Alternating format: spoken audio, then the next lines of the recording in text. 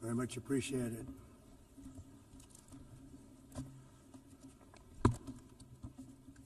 And I don't mind making the speech without a teleprompter, because the teleprompter is not working.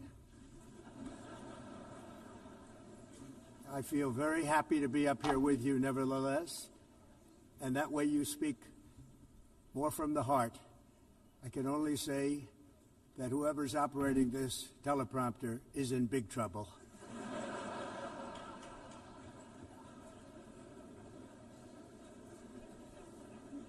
Already on it. Trump already on one, man.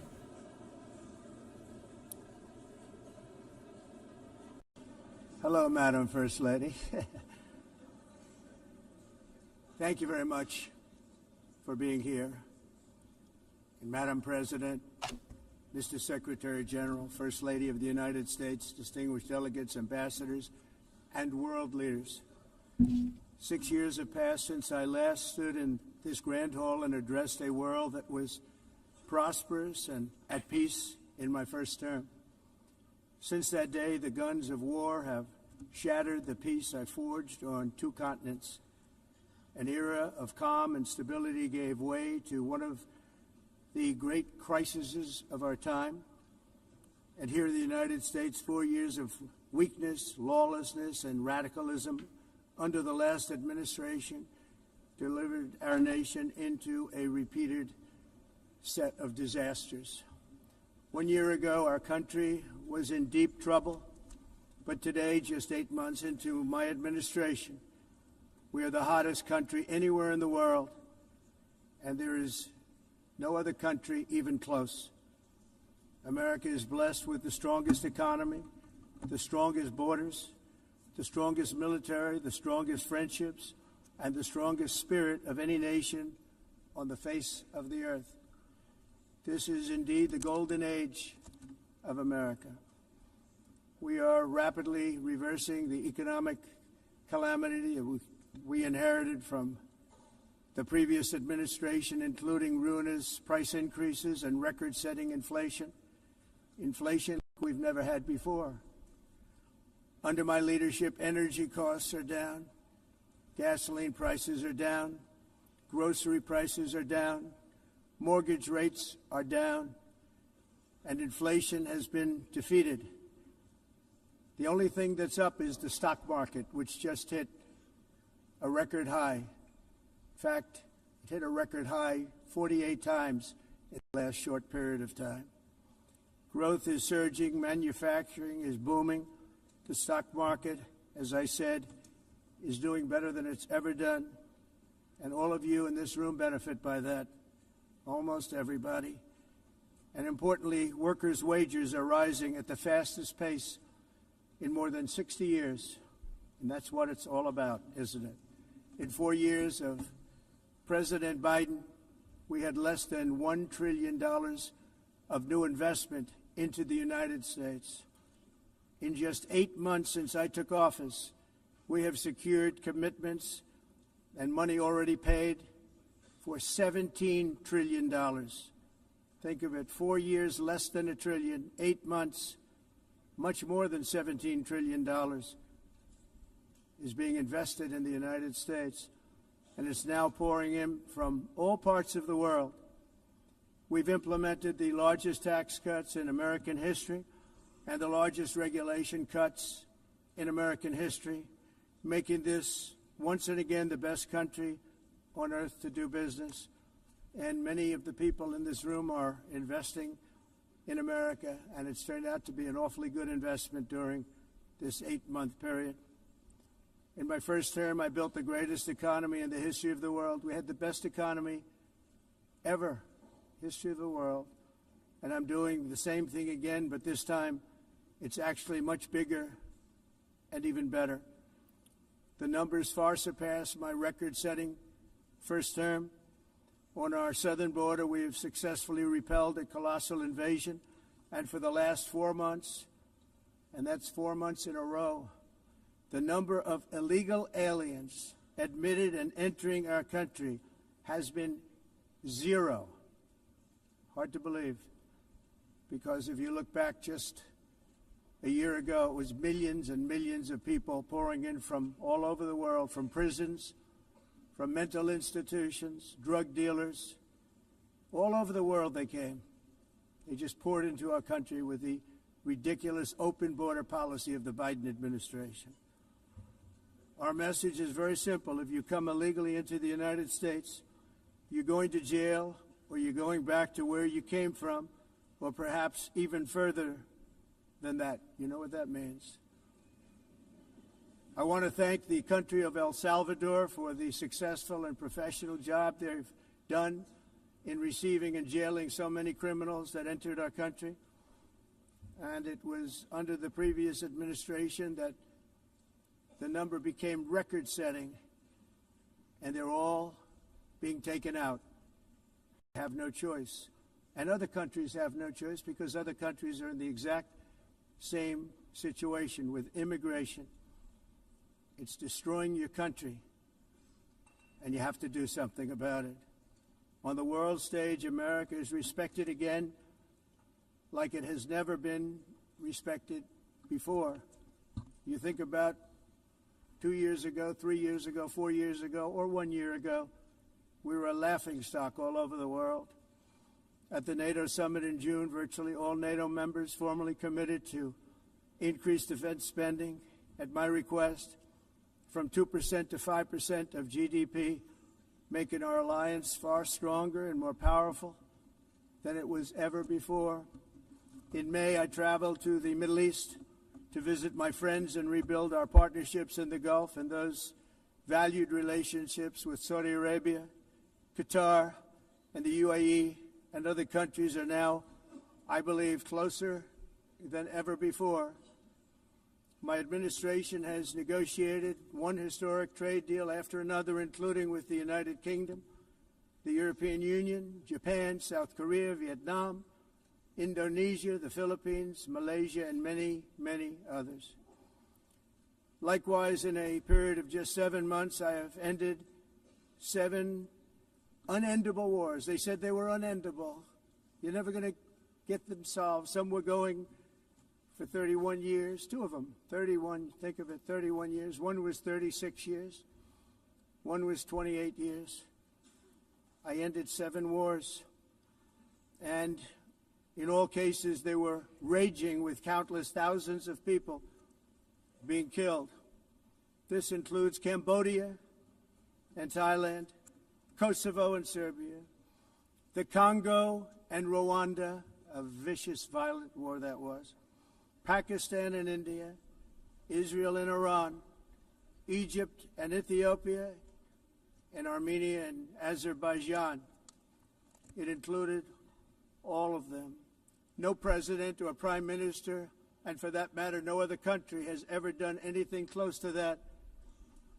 And I did it in just 7 months. It's never happened before. There's never been anything like that. I'm very honored to have done it. It's too bad that I had to do these things instead of the United Nations doing them. And sadly, in all cases, the United Nations did not even try to help in any of them. I ended 7 wars, dealt with the leaders of each and every one of these countries, and never even received a phone call from the United Nations offering to help in finalizing the deal. All I got from the United Nations was an escalator that on the way up stopped right in the middle. Oh, here you go. If the First Lady wasn't in great shape, she would have fallen. But she's in great shape. We're both in good shape. We both stood. And then a teleprompter that didn't work.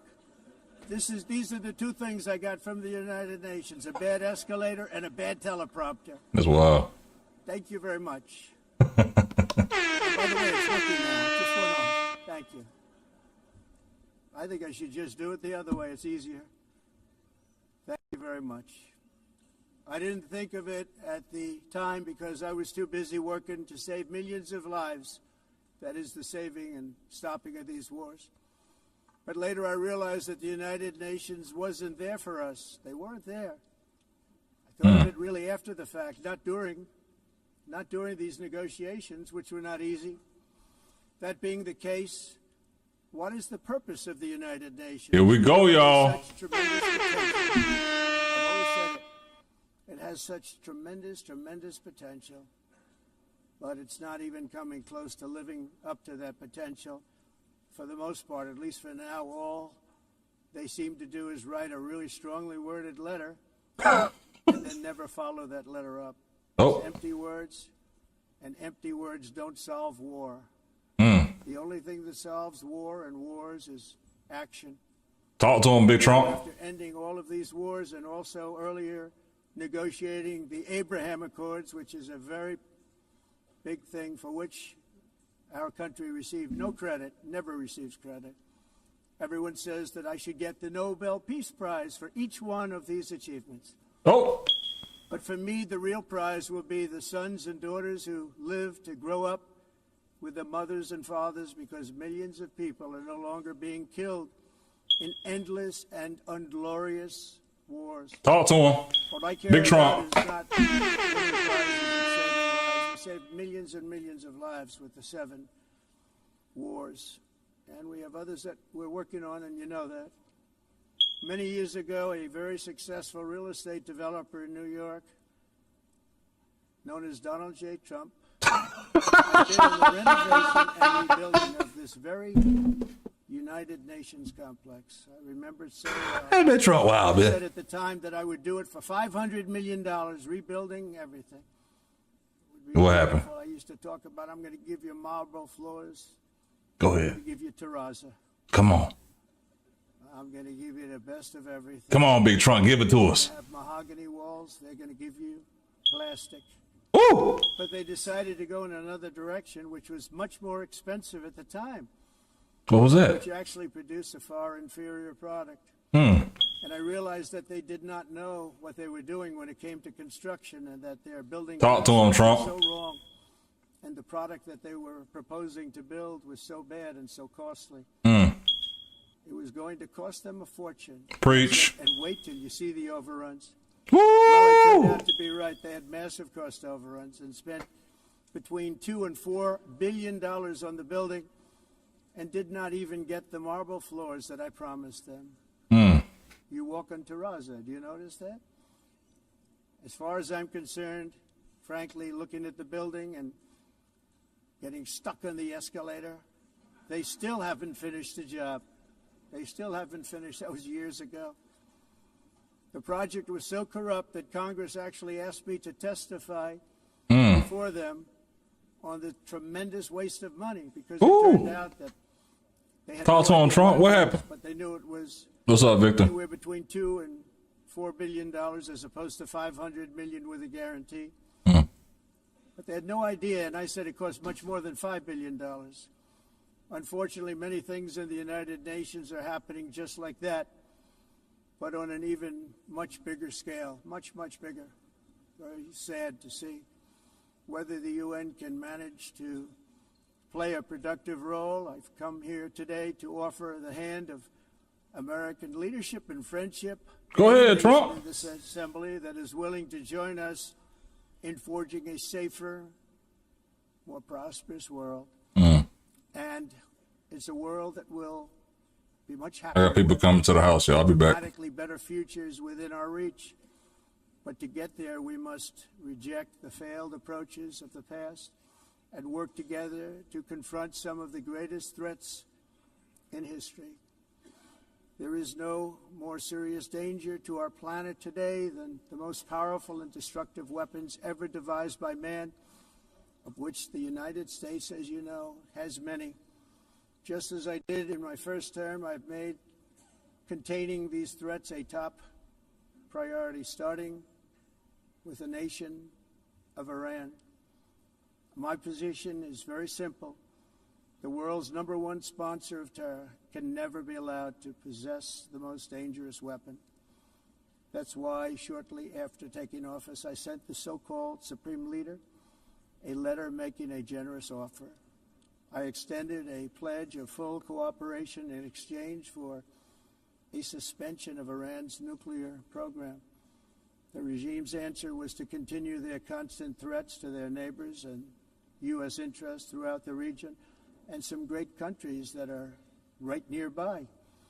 Today, many of Iran's former military commanders, in fact, I can say almost all of them, are no longer with us. They're dead.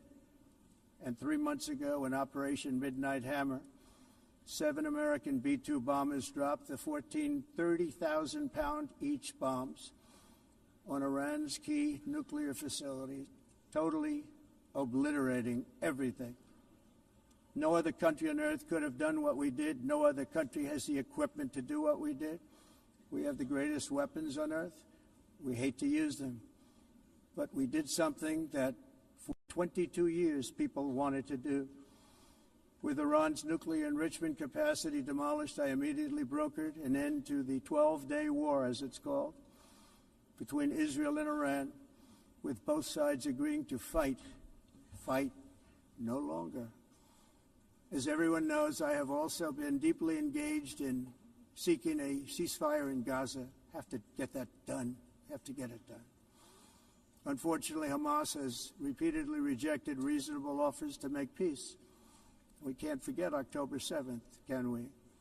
Now, as if to encourage continued conflict, some of this body is seeking to unilaterally recognize a Palestinian state.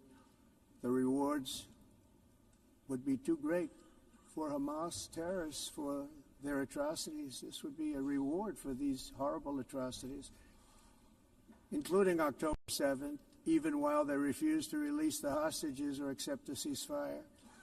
Instead of giving to Hamas and giving so much, because they've taken so much, they have taken so much. This could have been solved so long ago. But instead of giving in to Hamas's ransom demands, those who want peace should be united with one message: release the hostages now. Just release the hostages now. Thank you.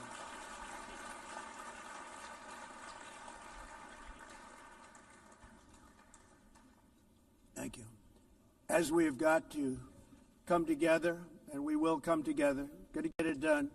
We have to stop the war in Gaza immediately. We have to stop it. We have to get it done. We have to negotiate, immediately have to negotiate peace. We got to get the hostages back. We want all 20 back. We don't want 2 and 4. As you know, I got, along with Steve Witkoff and others that helped us, Marco Rubio, we got most of them back. We were involved in all of them. But I always said the last 20 are going to be the hardest, and that's exactly what happened. We have to get them back now. We don't want to get back 2, and then another 2, and then 1, and then 3. Have this process. No, we want them all back, and we want the actually 38 dead bodies back too. Those parents came to me, and they want them back, and they want them back very quickly and very badly, as though they were alive. They want them. They want them every bit as much as if their son or daughter were alive.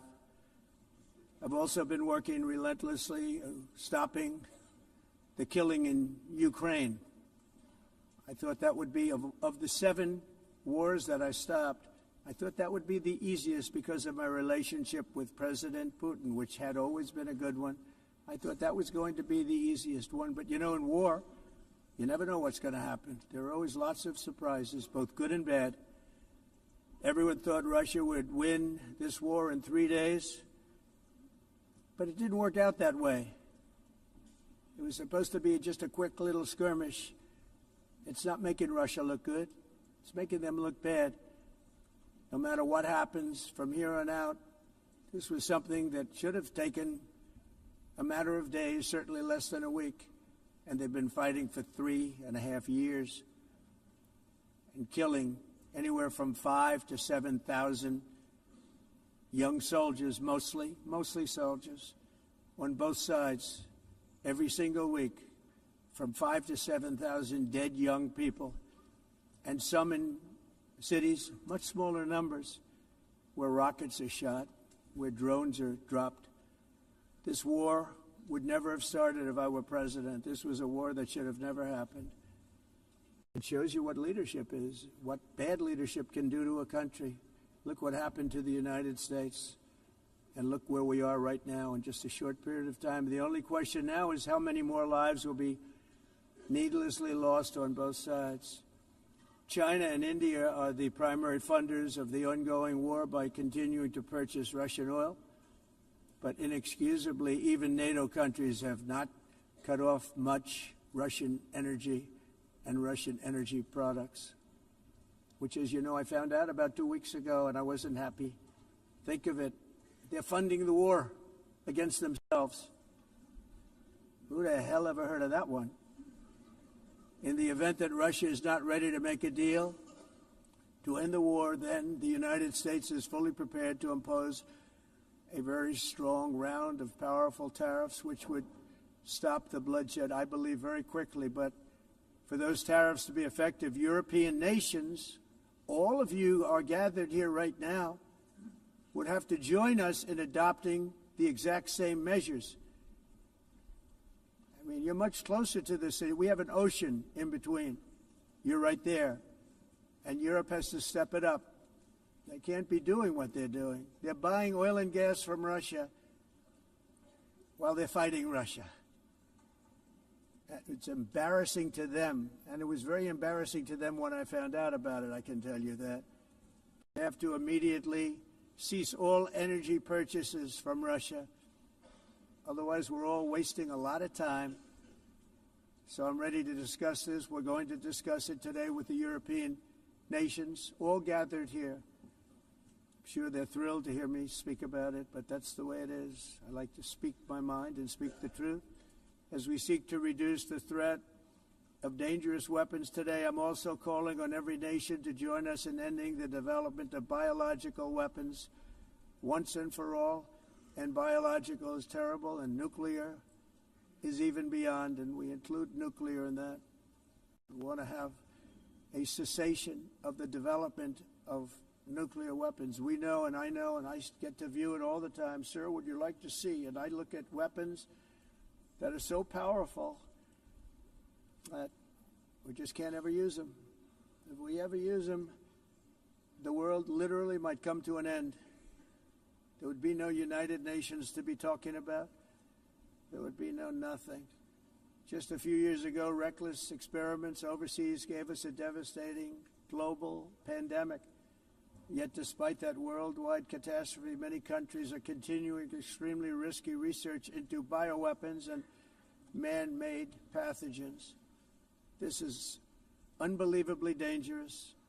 To prevent potential disasters, I'm announcing today that my administration will lead an international effort to enforce biological weapons convention, which is going to be meeting with the top leaders of the world by pioneering an AI verification system that everyone can trust.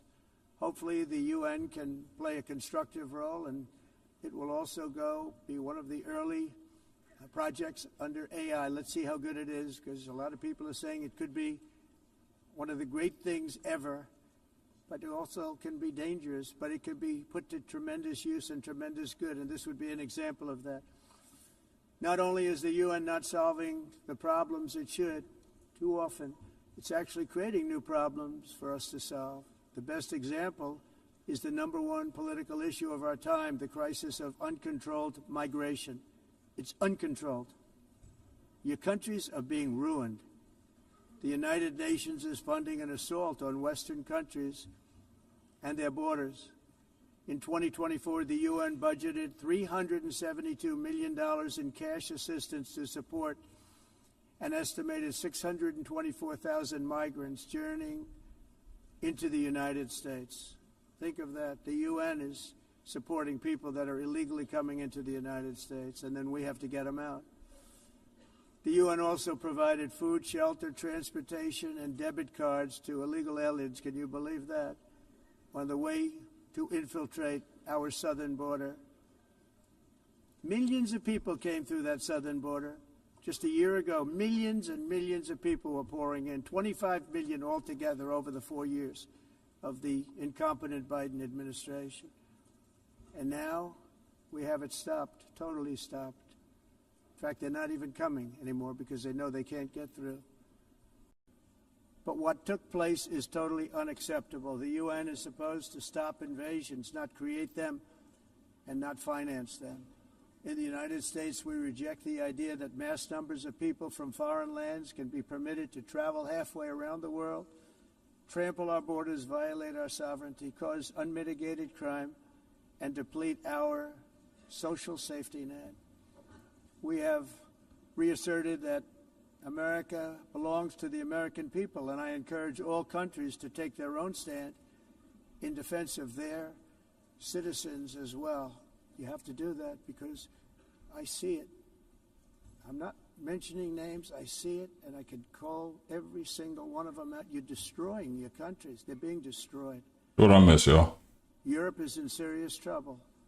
They've been invaded by a force of illegal aliens like nobody's ever seen before. Illegal aliens are pouring into Europe. Nobody is ever, and nobody's doing anything to change it, to get them out. It's not sustainable. And because they choose to be politically correct, they're doing just absolutely nothing about it. And I have to say, I look at London, where you have a terrible mayor, terrible mayor, and it's been so changed.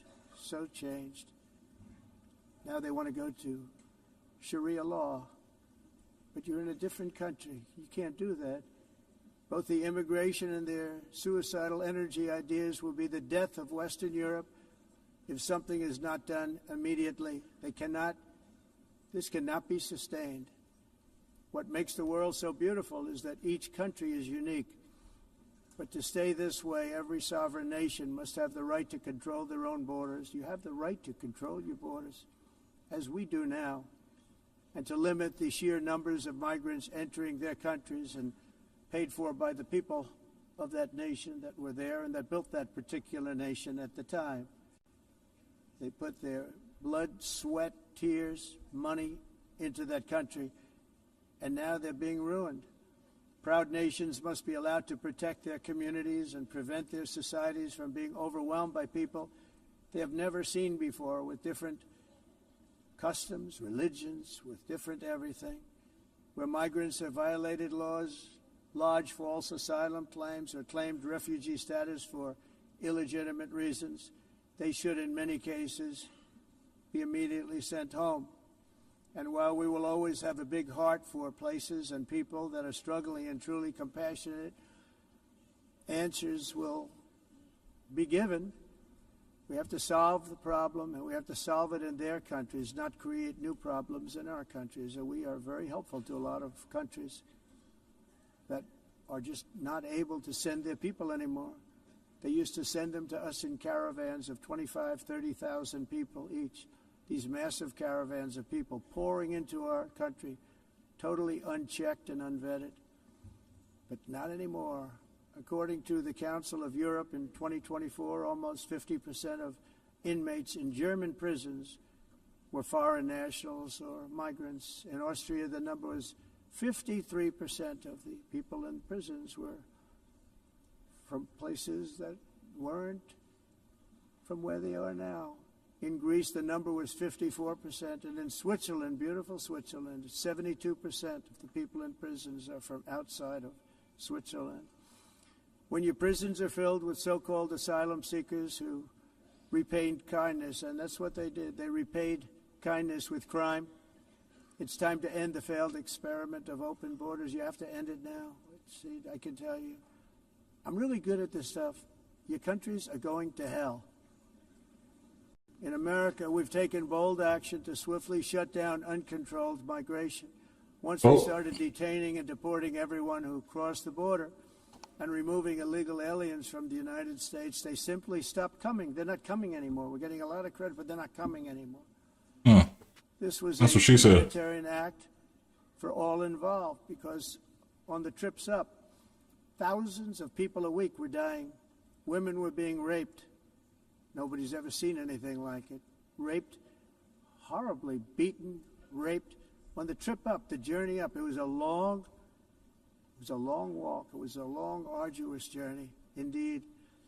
And it was also a historic victory against human trafficking throughout the region. What we did was a victory, and we saved so many lives of people that wouldn't make the journey. That journey was loaded up with death. loaded up with death. Hey, what? Dead bodies all along the roads of jungles. To get up, they go through jungles, they go through areas so hot you couldn't breathe. They were dying of suffocation, areas so hot that you couldn't breathe. Dead bodies all over. By them not coming, we're saving tremendous numbers of lives. My people have done a fantastic job in doing what they did, and the American public agrees with it. I mean, I was very proud to see this morning I have the highest poll numbers I've ever had. Part of it is because of what we've done on the border. I guess the other part is what we've done on the economy. Joe Biden's policies empowered murderous gangs, human smugglers, child traffickers, drug cartels, and prisoners from all over the world. The previous administration also lost nearly 300,000 children. Think of that. They lost more than 300,000 children, little children, who were trafficked into the United States on the Biden watch, many of whom have been raped, exploited, and abused, and sold. Sold. Nobody talks about that. The fake news doesn't write about it. With many others, young children who are missing or dead. And we found a lot of these children, and we're sending them back, and we've been sending them back to their parents. They said, nobody knows who they are. They said, where do you come from? And they'll give us a country, and we'll find out, and we'll figure it out, and we'll bring them back to their homes. And the mother and father rush to the door, and their tears in their eyes. They can't believe that they're seeing their son or daughter, their little son or daughter again. We've done almost 30,000 of them so far. Any system that results in the mass trafficking of children is inherently evil. Yet that is exactly what the globalist migration agenda has done, and it's what it's all about. In America, those days, as you know, are over. The Trump administration is working, and we are continuing to work to track down the villains that are causing this problem, and also, as I said, to get back the 30,000 we've already returned. Now I think we're going to have another. We're going to find a lot. You're not going to find all of them. 300, more than 300,000. They're lost or they're dead. They're lost or they're dead because of the animals that did this. To protect our citizens, I've also designated multiple savage drug cartels as far as and you see this, and you see it happening right before your eyes. Let's put it this way. People don't like taking big loads of drugs in boats anymore. There aren't too many boats that are traveling on the seas by Venezuela. They tend not to want to travel very quickly anymore. He's blowing up the boats. Stop drugs coming into our country by sea. We call them the water drugs. They kill hundreds Appreciate you of tapping in, thousands of Shirley. people. I've also designated multiple savage drug cartels as far as foreign terrorist organizations, along with two bloodthirsty transnational gangs, probably the worst gangs anywhere in the world, MS-13 and Tren de Aragua. Tren de Aragua is from Venezuela, by the way. Such organizations torture, maim, mutilate, and murder with impunity. They're the enemies of all humanity. For this reason, we've recently begun using poisonous drugs into the United States military to destroy Venezuelan terrorists and trafficking networks led by Nicolas Maduro. To every terrorist thug smuggling poisonous drugs into the United States of America, please be warned that we will blow you out of existence. That's what we're doing. We have no choice. Damn. Can't let it happen. They're destroying. I believe we lost 300,000 people last year to drugs, 300,000. Fentanyl and other drugs. Each boat that we sink carries drugs that would kill more than 25,000 Americans. We will not let that happen. Energy is another area where the United States is now thriving like never before. We're getting rid of the falsely named renewables. By the way, they're a joke. They don't work. They're too expensive. They're not strong enough to fire up the plants that you need to make your country great. The wind doesn't blow. Those big windmills are so pathetic and so bad, so expensive to operate. And they have to be rebuilt all the time, and they start to rust and rot. most expensive energy ever conceived, and it's actually energy. You're supposed to make money with energy, not lose money. You lose money, the governments have to subsidize. You can't put them out without massive subsidies. And most of them are built in China, and I give China a lot of credit. They build them, but they very few wind farms. So why is it they build them and they send them all over the world, but they barely use them? You know what they use? Coal. They use gas. They use almost anything, but they don't like wind. But they sure as hell like selling the windmills. Europe, on the other hand, is a long way to go, with many countries being on the brink of destruction because of the green energy. It's a soundboard. I'm just editing content. Check my TikTok and my Instagram. You'll see the video posted. Appreciate y'all. On immigration, by the way, and on energy, they were going green and they were going bankrupt. And the new leadership came in, and they went back to where they were, with fossil fuel and with nuclear, which is good. It's now safe. You can do it properly. But they went back to where they were, and they opened up a lot of different plants, energy producing plants, and they're doing well. I give Germany a lot of credit for that. They've said this is a disaster, what's happening. They were going all green. All green is all bankrupt. That's what it represents. And it's not politically correct. I'll be very badly criticized for saying it, but I'm here to tell the truth. I don't care. It doesn't matter to me. I'm in New York City. I'm feeling a lot safer. Crime, we're getting crime down. And by the way, speaking of crime, Washington, D.C. was the crime capital of America. No, it wasn't. It's a totally, after 12 Y'all said it was Chicago. Come on now. It's a totally safe city. Everyone's going out to dinner. They're going out to restaurants. Are they really? You can walk down the middle of the street with or without you. Nothing's going to happen. Are you serious? People have done a fantastic job. And yes, I called in the National Guard, and the National Guard took care of business. And they weren't politically correct, but they took care of business. We got 1,700 career criminals out, brought them back to where they came from, the countries where it was Memphis last week, Chicago 2 weeks ago, depending on who you speak to. This shit's crazy. Washington, D.C. is now a totally safe city again, and I welcome you to come. In fact, we'll have dinner together at a local restaurant, and we'll be able to walk. We don't have to go by an armor-plated vehicle. We'll walk right over there from the White House. They've given up their powerful edge, a lot of the countries that we're talking about in oil and gas, such as essentially closing the great North Sea oil. Oh, the North Sea, I know it so well. Aberdeen was the oil capital of Europe, and there's tremendous oil that hasn't been found in the North Sea. Tremendous oil. And I was with the Prime Minister I respect and like a lot, and I said, you're sitting with the greatest asset. They essentially closed it by making it so highly taxed that no developer, no oil company can go there. They have tremendous oil left, and more importantly, they have tremendous oil that hasn't even been found yet. And what a tremendous asset for the United Kingdom. And I hope the Prime Minister is listening, because I told it to him 3 days in a row. That's all he heard. North Sea oil, North Sea, because I want to see them do well. I want to stop seeing them ruining that beautiful Scottish and English countryside with windmills and massive solar panels that go 7 miles by 7 miles, taking away farmland.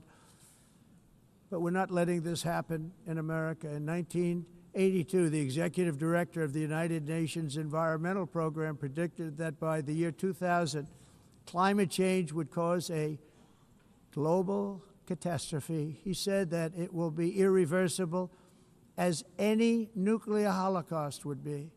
This is what they said at the United Nations. What happened? Here we are. Another UN official stated in 1989 that within a decade, entire nations could be wiped off the map by global warming. Not happening. You know, it used to be global cooling. If you look back years ago in the 1920s and the 1930s, they said, global cooling will kill the world. We have to do something. Then they said global warming will kill the world. But then it started getting cooler. So now they could just call it climate change, because that way they can't miss. It's climate change. Because if it goes higher or lower, whatever the hell happens, there's climate change. It's the greatest con job ever perpetrated on the world, in my opinion. Climate change, no matter what happens, you're involved in that. No more global warming, no more global cooling. All of these predictions made by the United Nations and many others, often for bad reasons, were wrong. They were made by stupid people that have cost their countries fortunes and given those same countries no chance for success. If you don't get away from this green scam, your country is going to fail. And I'm really good at predicting things, you know. They actually said during the campaign, they had a hat, the best-selling hat. Trump was right about everything. And I don't say that in a braggadocious way, but it's true. I've been right about everything. Has he really, Chat? I'm telling you that if you don't get away from... I'm asking the chat. Chat, has he been right about everything? ...energy scam, your country is going to fail. And if you don't stop people that you've never seen before, that you have nothing in common with, your country is going to fail. I'm the President of the United States, but I worry about Europe. I love Europe. I love the people of Europe. And I hate to see it being devastated by energy and immigration. This double-tailed monster destroys everything in its wake, and they cannot let that happen any longer. You're doing it because you want to be nice. You want to be politically correct, and you're destroying your heritage. They must take control strongly and immediately of the unmitigated immigration disaster and the fake energy catastrophe before it's too late. The carbon footprint is a hoax made up by people with evil intentions. What? And they're heading down a path of total destruction. You know, the carbon footprint was a big, big thing a few years ago. I remember hearing about the carbon footprint, and then President Obama would get into Air Force One, a massive Boeing 747, and not a new one, an old one with old engines that spew everything into the atmosphere. He'd talk about the carbon footprint. We must do so. Then he'd get in. Was that was the Obama impression? Hawaii to play a round of golf. And then he'd get back onto that big, beautiful plane, and he'd fly back, and he'd talk about, again, global warming and the carbon footprint. It's a con job. At extreme cost and expense, Europe reduced its own carbon footprint by 37%. Think of that. Congratulations, Europe. Great job. You cost yourself a lot of jobs, a lot of factories closed, but you reduced the carbon footprint by 37%. However, hey, look what the fuck y'all did. Not a damn thing. More, it's been totally wiped out, and then some by a global increase of 54%. Much of it coming from China and other countries that are thriving around China, which now produces more CO2 than all the other developed nations in the world. So all of these countries are working so hard on the carbon footprint, which is nonsense, by the way. It's nonsense. You know, it's interesting. In the United States, we have still radicalized environmentalists, and they want the factories to stop. Everything should stop. No more cows. We don't want cows anymore. I guess they want to kill all the cows. They want to do things that are just unbelievable. And you have what? But you know, we have a border, strong, and we have a shape, and that shape doesn't just go Who want to kill all the cows, bitch? bitch? Shape is amorphous What? when it comes to the atmosphere. And if we had the most clean air, and I think we do, we have very clean air. We have the cleanest air we've had in many, many years. But the problem is that other countries, like China, which has air that's a little bit rough, it blows. And no matter what you're doing down here, the air up here tends to get very dirty because it comes in from other countries where their air isn't so clean. And This the dude is environmentalists hilarious, bro. I refuse to love Trump. acknowledge that. Same thing with garbage. In Asia, they dump much of their garbage right into the ocean. And over about a 1 week and 2 week journey, it flows All the way to right America. past Los Angeles. You've seen it. You seen it. You know Massive it. amounts You of know it. garbage, almost too much to do anything. It goes through the Mississippi all the way up to Past Los Chicago. Angeles, past San Francisco. Big Trump, bitch. And then somebody will get in trouble because he dropped a cigarette on the beach. That's my stream. You can leave, bitch. Is crazy.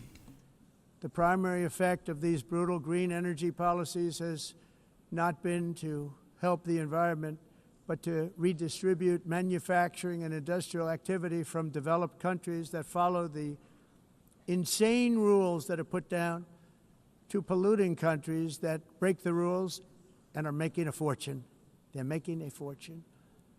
European electricity bills are now 4 to 5 times more expensive than those in China, and 2 to 3 times higher than the United States. And our bills are coming way down. You probably see that our gasoline prices are way down. You know, we have an expression, drill, baby, Nós drill. reduzimos And os that's what we're custos doing. de energia porque nós faremos como vamos fazer tudo isso, reduzir os custos de energia e os custos diminuíram nos Estados Unidos. I don't know where this French voice is coming from. Por exemplo, se você olhar So while the U.S. has approximately 1,300 heat-related deaths annually, it's a lot. Europe loses more than 175,000 Who is this Frenchman? Usar eles e evitar They about to piss me off. That's not the Europe that I love. Hold on. All in the name of pretending to stop the global warming hoax. The entire globalist concept asking successful industrialized nations to inflict pain on themselves and disrupt their entire societies must be rejected. What is that all about? That's not Europe. That's not the Europe that I love and know. All in the name of pretending to stop the global warming hoax. The entire globalist concept of asking successful industrialized nations to inflict pain on themselves and radically disrupt their entire societies must be rejected completely and totally, and it must be immediate. That's why in America I withdrew from the fake Paris Agreement, where, by the way, America was paying so much more than every country. Others weren't paying. China didn't have to pay until 2030. Russia was given an old standard that was easy to meet, a 1990 standard. But for the United States, we're supposed to pay like $1 trillion. And I said, this is another scam. The fact is, the United States has been taken advantage of by the world for many, many years. But Thoughts on Trump? You probably noticed. I unleashed massive energy production and signed historic executive orders to hunt for oil, but we don't have to do much hunting because we have the most oil of any nation anywhere, oil and gas in the world. And if you add coal, we have the most of any nation in the world. Clean, I call it clean, beautiful coal. You can do things today with coal that you couldn't have done 10 years ago, 15 years. So I have a little standing order in the White House. Never use the word coal, only use the words clean, beautiful coal. Sounds much better, doesn't it? So we stand ready to provide any country with abundant, affordable energy supplies if you need them. You can't make this shit up, bro. We're proudly exporting energy all over the world. We're now the largest exporter. In the United States, we want trade and robust commerce with all nations, everybody. We want to help nations. We're going to help nations. But it must also be fair and reciprocal. The challenge with trade is much the same with climate. The countries that followed the rules, all their factories have been plundered. It's really sad to watch. They've been broken. They've been broken by countries that broke the rules. That's why the United States is now applying tariffs to other countries, and much as these tariffs were for many years applied to us, uncontrollably applied to us. We've used tariffs as a defense mechanism under the Trump administration, including my first term, where hundreds of billions of dollars in tariffs were taken in. And by the way, we had the lowest inflation, and now we have very low inflation. The only thing different is that we have hundreds of billions of dollars flowing into our country. But this is how we will ensure that the system works for everyone and is sustainable into the future. We're also using tariffs to defend our sovereignty and security throughout the world, including against nations that have taken advantage of former U.S. administrations for decades, including the most corrupt, incompetent administration in history, the sleepy Joe Biden administration. Here we go. Brazil now faces major tariffs in response to its unprecedented efforts to interfere in the rights and freedoms of our American citizens and others, with censorship, repression, weaponization, judicial corruption, and targeting of political critics in the United States. I have a little problem saying this because I must tell you, I was walking in and the leader of Brazil was walking out. We saw him, and I saw him, he saw me, and we embraced. And then I'm saying, can you believe I'm going to be saying this in just 2 minutes? But we actually agreed that we would meet next week. We didn't have much time to talk, like about 20 seconds. They were in retrospect, I'm glad I waited because this thing didn't work out too well. But we did talk, we had a good talk, and we agreed to meet next week, if that's of interest. But he seemed like a very nice man, actually. He liked me, I liked him. But if you, and I only do business with people I like. When I don't like them, I don't like them. But we had, at least for about 39 seconds. We having Jimmy Kimmel. Jimmy Kimmel be live tonight, then. It's a good sign. But also in the past, Brazil, can you believe this, unfairly tariffed our nation, but now because of our tariffs, we are hitting them back, and we're hitting them back very hard. As president, I will always defend our national sovereignty and the rights of American citizens. So I'm very sorry to say this, that Brazil is doing poorly and will continue to do poorly. They can only do well when they're working with us. Without us, they will fail, just as others have failed. It's true. Next year, the United States will celebrate the 250th anniversary of our glorious independence, a testament to enduring power and American freedom and spirit. We will also be proudly hosting the 2026 FIFA World Cup. Let's go. And shortly thereafter, the Viva la France. Olympics, which is going to be very exciting. I hope you all come. I hope that countless people from all over the globe will take part of these will be great celebrations of liberty and human achievement, and that together we all can rejoice in the miracles of history that began in July 4th, 1776, when we founded the light to all nations. And it's something really that an amazing thing came out of that date. It's called the United States of America. In honor of this momentous anniversary, I hope that all countries who find inspiration in our example will join us in renewing our commitment, values, and those values, really, that we hold so dear. Together, let us defend free speech and free expression. Let us protect religious liberty, including for the most persecuted religion on the planet today. It's called Christianity. And let us safeguard our sovereignty and cherish qualities that have made each of our nations so special, incredible, and extraordinary. In closing, I just want to repeat that immigration and the high cost of so-called green renewable energy is destroying a large part of the free world and a large part of our planet. Countries that cherish freedom are fading fast because of their policies on these two subjects.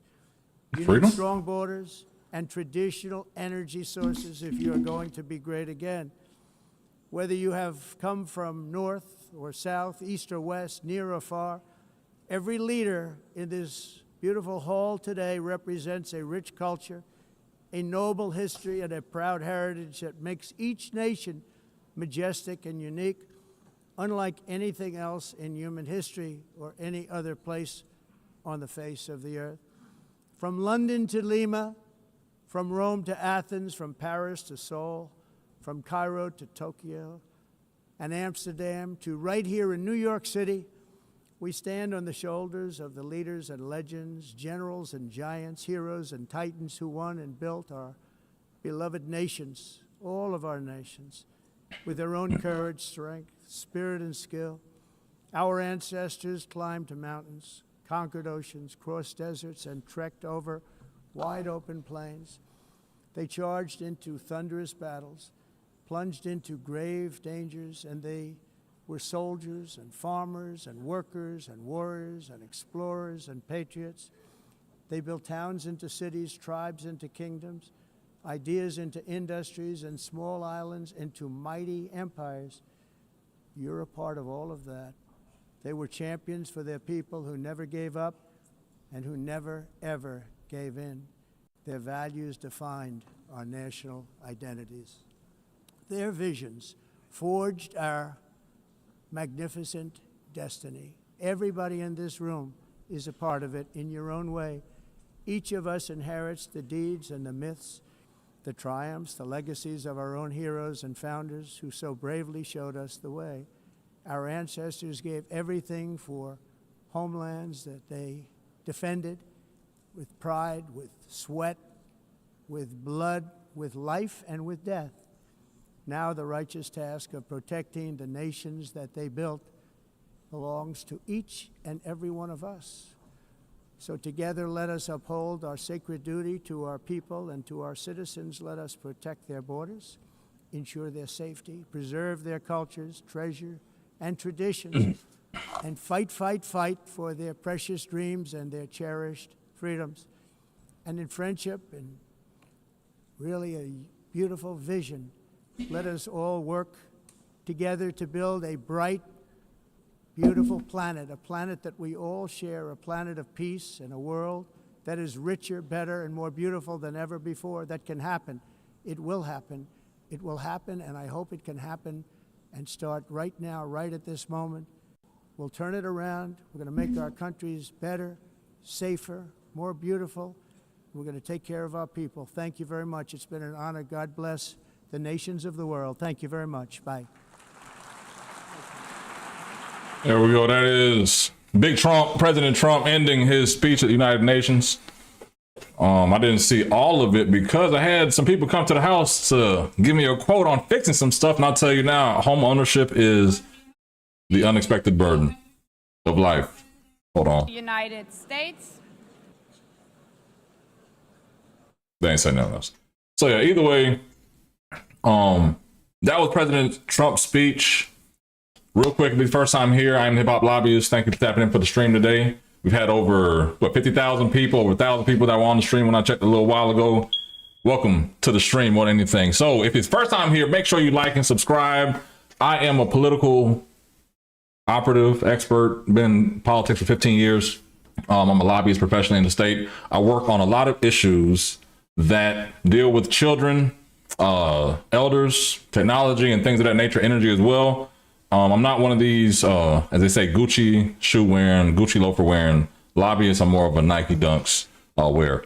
But either way, I want to thank y'all for taking time out of your day watching the stream on YouTube today. What I'm going to do is flip over to former Vice President Kamala Harris.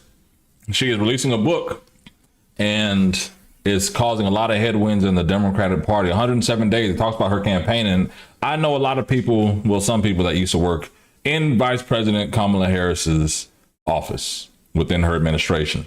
And I don't ask them specifically about, hey, how was the day-to-day life? But I know that there may be some things that are released in the book that I may have known months ago, like to the fact of Jill Biden not really wanting Kamala to run, or actually wanted Joe to stay in the race. I think that's come out, of course, everybody knows that. It's also a fact of the Biden camp didn't want to support her. The donors didn't want to, but they still end up raising the whole $2 billion and still blowing through all that money and not winning in 107 days. But I don't normally watch Rachel Maddow. I am a Democrat. I am a lobbyist. I'm a consultant. I'm an operative in the place. But guess what? I don't listen to a lot of this bullshit. So I don't really watch MSNBC. Don't really watch MSNBC that much or at all. CNN, Fox News. I know it's divisive either way. I just like to get my news and make my own interpretation from my understanding of what's happening. And also with my expertise in state politics, at least trying to understand the day-to-day impact it would have on day-to-day life. But either way, Kamala Harris, they say, isn't going to have any impact on people's lives anymore. I know Stephen A. Smith has come out and say something. I may play his video later, but let's hear what the vice president has to say with this exclusive interview with Rachel Maddow. Again, I appreciate y'all tapping in for the stream today. Let's get into this. Oh.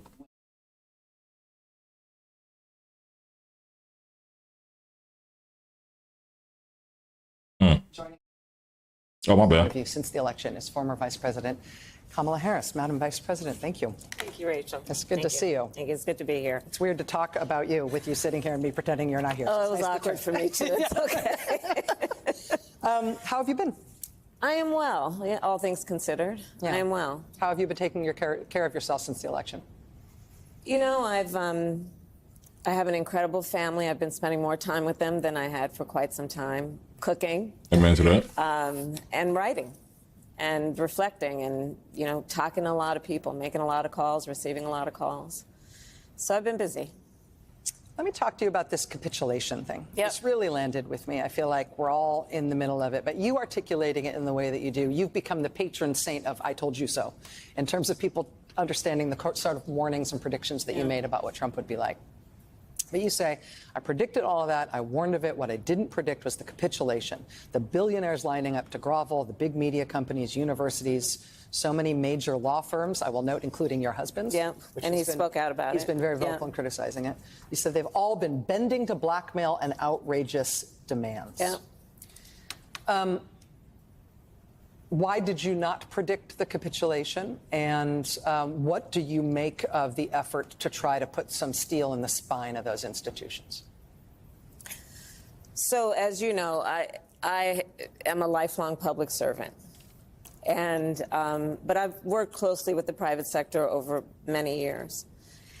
And I always believed that if push came to shove, those titans of industry would be guardrails for our democracy, for the importance of sustaining democratic institutions. What? And one by one, they have been silent. They have been, you know, yes, I use the word feckless. It's not like they're going to lose their yacht or their house in the Hamptons. And here's the thing. Democracy sustains capitalism. I think, and somebody just said in the chat, I think that's the biggest thing with Kamala Harris, respectfully, right? Former vice president. It's a simple fact of these word salads. You're throwing out everything. And if anything's happened since November of last year, the 107 days until today, I think you haven't realized that a lot of Americans are on the 4th grade reading level. So everything you're saying is very, hey, hi, up here, college educated, to the affluent, it makes sense, right? But most Americans are on the 4th to 6th grade reading level. So you're saying all of this to an audience that doesn't even actually understand what you're saying. I understand it, but it's like, listen, I'm not every voter. If you have to speak to the average everyday person, you didn't know how to do it before you became vice president. You didn't know how to do it after you're out. And I don't even understand what's the point of writing a book unless you need some cash. Because I think that's what everybody does. All the politicians, they write a book when the money runs up and they need some cash, which makes sense. Go on a book tour. But collectively, no. Capitalism thrives in a democracy. And right now we are dealing with, as I called him at my speech on the ellipse, a tyrant. We used to compare the strength of our democracy to communist dictators. That's what we're dealing with right now in Donald Trump. And these titans of industry are not speaking up. And perhaps it is because his threats and the way he has used the weight of the federal government to take out vengeance on his critics is something that they fear, and I get that. I understand why they do. We've seen the demonstration of it. Perhaps it is because they want to please him and nominate him for a Nobel Prize. That's what's going to happen. Perhaps 7 it's wars. because they want a merger approved. 7 wars. Or they want to avoid an investigation.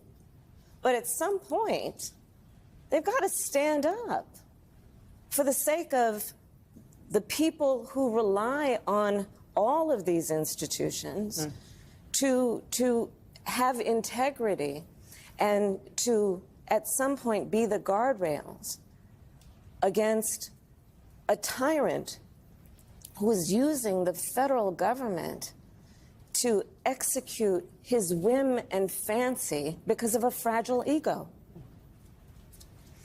I know that your parents took you to protests in a stroller when. I'll say this. This must just be for book sales. This can't be for anything else. I'm a scorched earth for the Democrats, and I need book sales, so I'm going on the media tour, of course, but I'm going to listen to the Audible. I ain't reading this shit. Like, I can at least like drive past the nonsense when I don't want to hear it anymore. But hopefully, I don't know if I can hear her voice for 9 hours. I already saw it on Audible, 9 hours, and I'm like, bruh, I don't know if I can hear Kamala Harris for 9 hours worth of reading, and I don't know if I want to buy the book and read the bullshit either. Respectfully, right? Just being real. Let me get to it. You were a little kid before Yes, you were did. literally able to be there to walk, and that you've talked about the civil rights movement and its moral legacy being part of your moral core. Yes. I feel like a lot of the defenses that we tried to build up in advance of this type of a sort of would-be authoritarian takeover were about warning people about how serious the threat was and warning people about what this could mean and what we were in danger of. Now that we're up against it, though, I'm not sure that we have great skills to actually not warn about it, but fight it. And if the problem is the system collapsing and the guardrails, as you say, collapsing, and people who have power, who ought to be titans, not acting in any sort of Titanic and standing way. together, because there is safety in numbers, as the saying goes. Yes. I wonder if the American people who are repulsed by what Trump is doing and who are in public opinion polling very much against what he's doing, as you note in the book, are going to be turning their ire and their protest movement and their organizational capacity against these institutions that are failing as much as they are against Donald Trump himself and the administration, if that's the way the sort of resistance is headed. So, one, back to how you opened the show, I mean, talk about the power being with the people and the people making that clear with their checkbooks. As it relates to the suspension of Jimmy Kimmel. We saw the power of the people over the last few days, and it spoke volumes, and it moved a decision in the right direction. See, but also in the same vein, now that we've seen that, respectfully, Jimmy Kimmel was canceled. People canceled subscriptions, and now you see the impact. Does that mean that all this other shit that's happened before Jimmy Kimmel was canceled didn't really matter? Because people put their money behind what matters, but it's like, okay, cool. Jimmy Kimmel was the one that, like, you know what, hey, this has gone too far. Everything else for the past, 9 months has been cool. That's clearly what it's saying, because if that's the case, Democrats still don't have an argument on why they're going to win in the midterms. Because that's the only thing they have, Jimmy Kimmel. Respectfully. I think that part of I'm a Democrat. where we are now in terms of thinking about what the fight is, it requires us, yes, to understand that we've got this administration and this president in front of us abusing the power that the people vested him with. But we also need to understand that this is bigger than Donald Trump. You know, part of what I write about, this stuff is decades in the making, Rachel. It's the take that they have too. Overnight.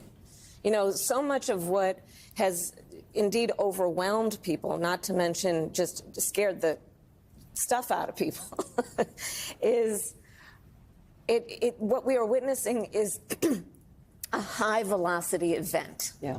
We are witnessing something that has been happening so rapidly, and it feels chaotic. But what I would offer you is what we are witnessing is the swift implementation of a plan that was decades in the making. Decades in the making. Project 2025 didn't just drop out of thin air. That's a product of decades of work. Federalist Society, Heritage Foundation. Understand that the implementation of a plan that's about trying to get rid of the Department of Education, deregulate industries, weaken the rule of law. It doesn't happen overnight. And the entire time the Democrats have been asking and voters have been asking, or people have been asking for a bench for Democrats, a bench for the sanctity of the left and the right and how they're going to go. They understand that the right side of this has all the state legislatures they need, all the governorships they need, all the townships they need. Democrats need a fighting chance in this whole narrative, but they haven't invested in the bench or the foundations that's going to say, hey, like an ALEC, like a Heritage Foundation, like whatever, hey, go help us push this narrative. Help us get engaged with young voters like Charlie Kirk is doing on the conservative side, respectfully, right? There was none of that. All it's been is, hey, Donald Trump's a bad guy. Donald Trump's a bad guy for like 8-10 years now. He's a bad guy. We're going to save you from the bad guy. It's been fear. And maybe the fact that when Obama was elected, I just saw, you know what, damn, it's not fear, because fear is happening. People are committing suicide. They're losing their homes. They're killing off their whole families, right? It really happened. 2006, 2007, before he got elected. There was hope. There was a solution for hope, right? And it's like, you know what? I can believe in that. But you can't sell me the boogeyman and tell me, yeah, he's a bad guy. He's a bad guy. I'm good. His bad what's going to happen probably 2025. And then say, oh, you know, this is happening for years. For decades, if we haven't been having that same fight and argument on the Democratic side of this, right? Because that only gives us a disadvantage for the entire conversation, because what it really says is, respectfully, that we don't give a shit. We don't give a shit about investing competitively, because we see it in the NBA, we see it in NFL, MLB, National Hockey League, right? Premier League soccer, right? La Liga. People, the best teams will go like, oh, this is what Real Madrid's doing. I'm going to do it. This is what the Patriots doing. I'm going to do it. This is what Kansas City Chiefs doing. This is what the Lakers doing. This is what the Democrats and Republicans have seen. But they haven't woke up and said, you know what? Hey, yes, let's actually go invest like our competitors are doing. Let's do exactly what we're doing. And even when we get there, it gets bottlenecked in the bullshit of social issues. So Black Lives Matter and other social issues, right? Make sure y'all like and subscribe to the channel. I'm going back to Vice President Kamala Harris. Please let me know how you feel in the chat. Let me clip some of that and get back to it. But either way, Democrats, in my opinion, and I'm a Democrat operative. I help elect members to Congress and state legislatures. I'm one of those ones, if you want to be respectful about it, right? However, the blame is on us. I'm a Clippers fan. I'm a Boston Red Sox fan. Put it that way. The Clippers never been to the NBA Finals. The Boston Red Sox had the curse of the Babe Ruth curse of Bambino. It takes a lot to rebuild a dysfunctional franchise. Right now, we have the Donald Sterlings of the world running the Democratic Party and feeding you bullshit to make you buy season tickets to go vote. Guess what? We need new leadership in the Democratic Party, and respectfully, Kamala Harris, Donna Brazile, and a lot of the old head Black political women need to move out of the way for a younger, fresher voice, right? And it's not an attack on them. I'm not attacking no intelligence. I'm saying, you know what? Y'all are part of the problem, because Donna Brazile is the one that set up for Hillary to lose in the first place, if we remember WikiLeaks, right? But again, let's go back to Vice President Harris for what it is. And Kamala, I'm just saying it respectfully, Vice President Harris, because you didn't have the juice when you ran in the primary, my love. They made you, I'm not going to say a DEI pick, but we knew that there had to be a Black woman or a Black pick for the vice president. Cool. We admit that. Let's admit that. But you never really had the support. For 3.5 years, you sat in the cupboard, like the Indian in the cupboard, right? And you're waiting to get released. And then 107 days out, you come out, and all of a sudden you lose and you have a book tour. For what? We don't want to hear it no more. Because if we actually cared, America would have cared enough to vote. I'm sorry. Let's get back to it. By over a period of time, my 2 cents. Creating a system and through gerrymandering states so that we would now have the Supreme Court that we have. This stuff didn't happen overnight. Exactly. And it did not happen just because of an election in 2024 or even 2016. So when we talk about where the fight must go, there is the aspect of it that is about the immediate moment, such as my bad, the TJ. weight of the federal I try not government to. being used to silence critics, citizens. And it must be about understanding that this did not just happen overnight, and we have to pay attention to an agenda that is not going to necessarily go away when this guy is finally termed out of office. Facts, bro. Well, let me ask you on that gerrymandering front. The White House has been very aggressive, pushing Republican-led states to gerrymander their maps to effectively give Republicans a major edge heading into the midterms next year. That has led to related responsive Democratic efforts, including in your home state of California. Do you support Democrats' effort to kind of fight fire with fire there? Will you be involved in that California measure, for example? I absolutely support it. You mentioned Gavin earlier. By the way, Gavin has a great sense of humor, so you know, he's going to be fine. But did you warn him about the hiking thing? You did. Yeah, okay. I've known Gavin forever. He literally has a great sense of humor. But let me say about what he is doing with redistricting. It is absolutely the right way to go. No, it's not. Part of what we've got to, I disagree with that. I think, challenge ourselves to accept is that we tend to play by the rules. But I think this is a moment where you got to fight fire with fire. I disagree with that on the notion that there are not enough Democratic governors or enough Democratic states to compete. So if they do Texas, let's say they do Georgia next, they're doing like Missouri, other states, right? We don't have enough Democratic leaders in all these states to compete with these Republican states. That's why I feel like we could play that game, but by the numbers, we may only control like 15 states compared to like their 20 plus. So if they do this across the board, hey, let's gerrymander it up.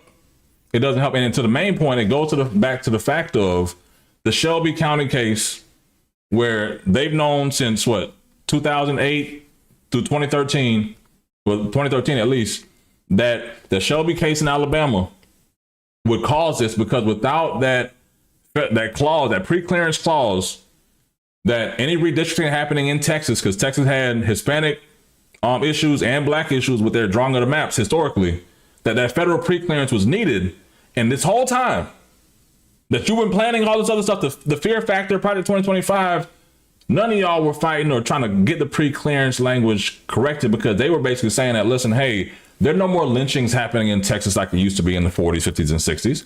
There are no more Klan rioting at night, even though there were some sundown towns in these areas in Louisiana, Georgia, parts of Florida, other places, right? So because of that, we need to change the formula. There was no Democratic priority to change the formula in the House and the Senate. And when you look at it, okay, Democrats had control during this time. It's say, okay, cool. My Caucasian Democrats, my Hispanic Democrats, my Asian Democrats, who are with the Black Caucus. Why haven't we prioritized this? Because we see the impact this will have, because Democrats don't give a shit for real. They get to Congress, it's all about raising money, and they forget about what actually matters. So now you get in a situation where the conservatives and Trump and everybody else has been playing chess on this for years to get to this point, because that was the whole point of the Shelby County piece, right? The whole point of this is like, hey, I need a foundation to support me and file these lawsuits. Woo, they got it. They started filing these lawsuits and started stripping away all parts and pieces of the Civil Rights, the Voting Rights Act, right? Cool. Voting Rights Act. Now we get to a point of we're mad that they're taking over and they played the game by the same rules that we had.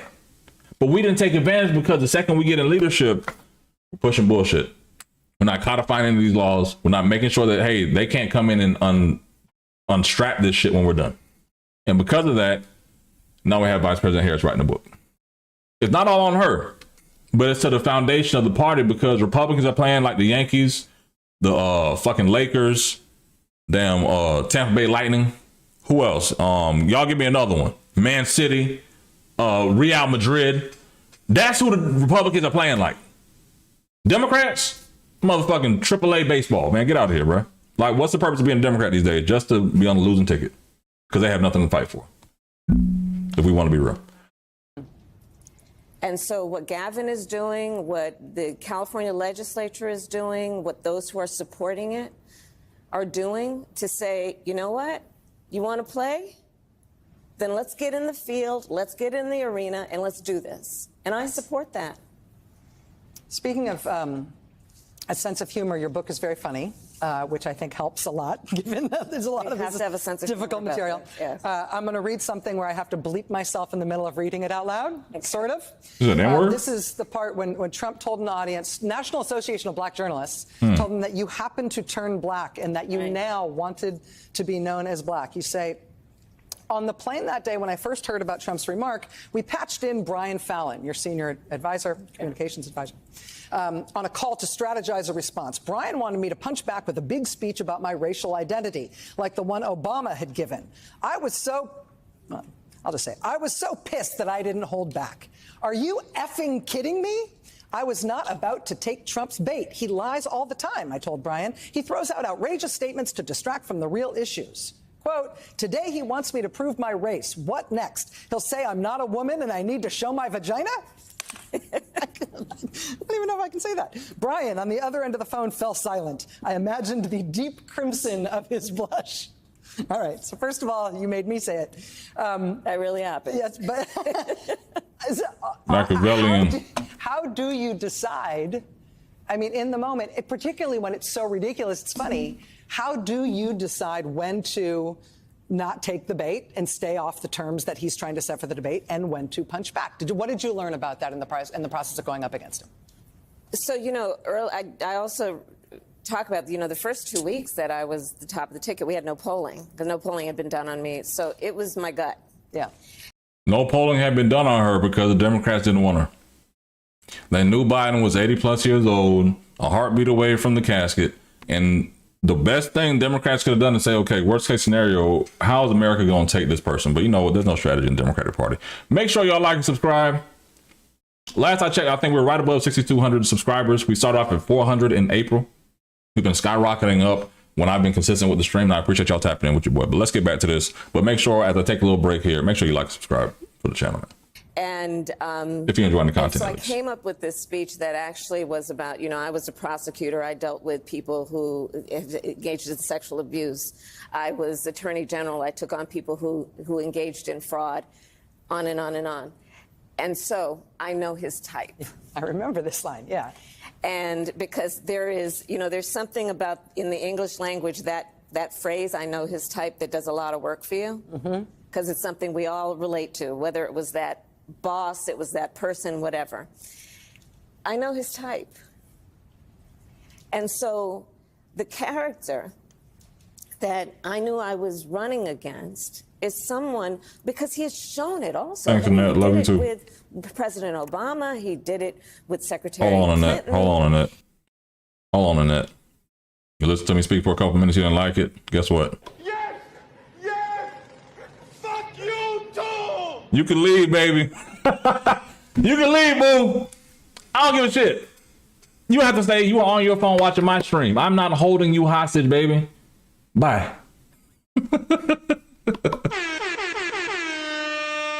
He throws this stuff out that he thinks will be an individual's weakness or Achilles heel, with the intent to distract from the fact that, as it was in this campaign, he had no plan for actually bringing down costs and prices for the American people. He had very few plans for what he would actually do that was about the American people and not about an execution of his vengeance on his enemies. And I wasn't about to fall for that bait. Now, I'll ask this like I always ask in the chat. And I know y'all hate me stopping it, right? But this is pre-recorded. It's not live. So we're not missing nothing crazy. But I'm going to ask in the chat. And I've asked it earlier. Has the price of eggs and milk and everything else gone down? Is the price of gas going down? If anything, let me know the price of gas in your city today. Because right now, I think that even though Trump didn't have a plan, gas is cheaper today, this morning, that I paid than it was 10, 11 months ago. My 2 cents. But let me get back to this. I'm going to stop it eventually, I promise. Stop stopping it at least. The stakes were too high. You can't get in the gutter with that guy, because that is the way that he distracts from the fact that, for example, right now, he promised the people who voted for him that on day one he'd bring down prices. And I do believe, Rachel, that's one of the main reasons that the people who voted for him elected him, because they believed he would do it. Duh. He lied. We're now in a position where unemployment is up, inflation is up, the cost of groceries is up. It's bullshit. I'm sorry. It's bullshit. So, you know, as the folks used to say, don't fall for the okie doke. Bruh, this is the problem with the Just Democrats. Like, the okie doke is that you expect everybody not to be real with the fact of they're going to buy gas, they're going to buy eggs, they're going to buy groceries, and they realize, like, shit, the shit's not as expensive as it used to be. And some things may be higher, but not everything. The price of eggs have gone down, right? But I don't know. I think this is honestly, I think Democrats feel that most American people are idiots. They even feel that Democrats are idiots, right? And they're telling you the same bullshit over and over to get nothing. This is crazy. How can I sit here and realize that gas may have been $3.50 and I paid $2.99 last night or this morning, and you're going to tell me gas is higher? No, it's not. The only way food is higher is if you're ordering Instacart and Uber Eats and DoorDash every fucking day. That's because they put their marginal numbers in there, right? That's the only way shit's costing more. But even that's cheaper than what it was. The problem with Democrats is the bullshit, right? You really want people to believe the bullshit, but it's like, bruh, I know my pocket's hurting, but they ain't hurting for this. Because the shit that I'm paying most on is more unexpected cost than it is the cost of shit that we know is going to go down, like the price of gas.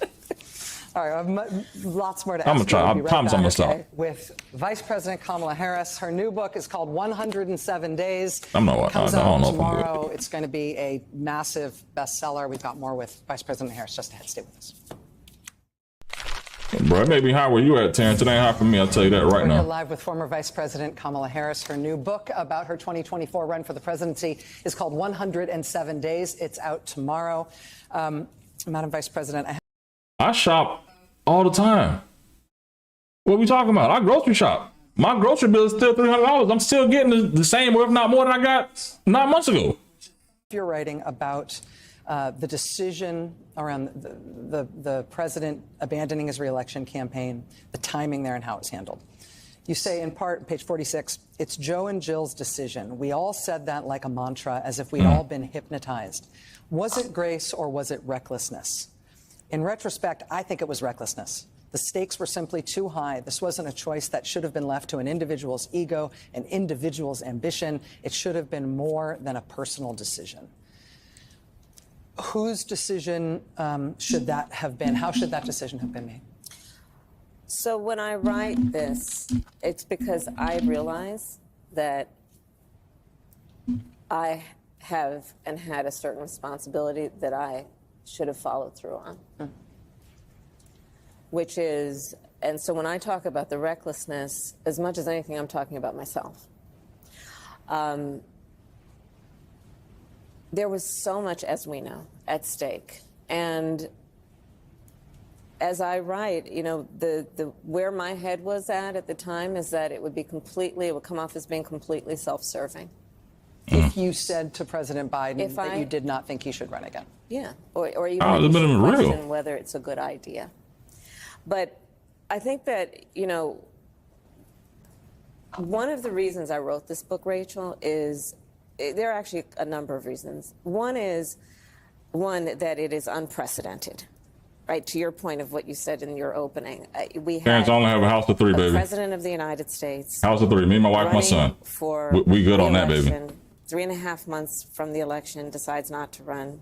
The sitting vice president enters the race against a former president of the United States who's been running for 10 years with 107 days to go.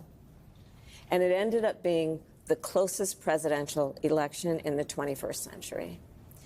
And there was so much about those 107 days that, for me, and this is really a behind-the-scenes look at those 107 days, was about seeing people who seemingly had nothing in common coming together by the thousands with a level of optimism and, dare I say, joy about the possibilities for America. And I hope to remind people about that light that people brought to it, and to remind people that that light is still there. And we can't let that be extinguished by an election or the individual who's in the office right now. Because to the point of all those folks who got out and protest about the Kimmel suspension. And about everything else that people have protested. Right. In the variety of ways, whether it be going to a protest or being, you know, with their pocketbook or getting engaged in local and state and federal elections, they'll make a difference. And they've made a difference. And I guess the last point is that we've got to really remember that this person who's in the White House promised a whole lot of people who supported him and joining us now to talk that he would do one thing, which is bring down costs and prices. And he lied to them. And we need to remember that as we move forward with the next series of elections. The midterms are around the corner. That it's not just about him by himself. There were others around him who perpetuated that same promise and have not followed through. They're about to go into negotiations around the continuing resolution, the budget. And I know that leaders Schumer and Jeffries are going to meet with the president, I think in the Oval Office. And good for them to go there and ask. I'll say this because I get this all the time, Mr. Taylor. It's crazy how this black man is sitting up here talking crazy about this black woman who is highly qualified to run this country, but yet still you want to sit up here and celebrate and kiss. First off, I voted for Kamala Harris. I didn't attack her intelligence or nothing as a black man to a black woman, right? I didn't even question her blackness. So get out of here with your bullshit, right? First off, Yes! Fuck you too! right? So let me get that out the way clear, right? Even though she was put in a position where she wasn't the best candidate, I was like, you know what, cool. I have homies that work for her, and I was contracted as a consultant to do some voter outreach in states that she actually lost. It's like, damn, okay, cool. It was last minute. But it's like, damn, I'm gonna support you, support me for what it is. Cool, right? But to the main point is you can't be critical of a black woman without having black people come after you. That's the problem. Like black women across the board, women across the board. Let me not make it black women, right? For some reason, y'all like to spew bullshit at people. And the second anybody sticks up and says something like, you know what, shit, this is a conversation in the barbershop. This is a conversation every black man damn near had with their homeboys about voting for Kamala Harris. I didn't question her qualifications, that she was an attorney general or her law degree or the fact that she was there. The simple fact of the fact is, Biden even said it, Andrew Gillum was on the list, Kamala Harris was on the list. But Betty Joyce, who's the mayor of Karen Bass, all black people were on the list. She was the best of the option because guess what? The Democrats knew, Biden knew that they needed a contingency of black voters to come out and support. This is white on white crime in that 2020 election, right? Biden versus Trump, but they needed a base. She brought it out. But at the end of the day, when you realize that she wasn't qualified enough to make it out the Democratic primary, hello, but she was still the presidential pick, but they kept her, like I said earlier, in the cupboard, like the Indian in the cupboard, for 3.5 years, up until the point where, hey, we don't think Biden can make it.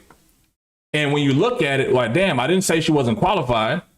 I even had a stream and some content I posted. You can go back and watch it, and it says, hey, if Democrats don't give Kamala Harris the option, they're going to lose the black vote forever.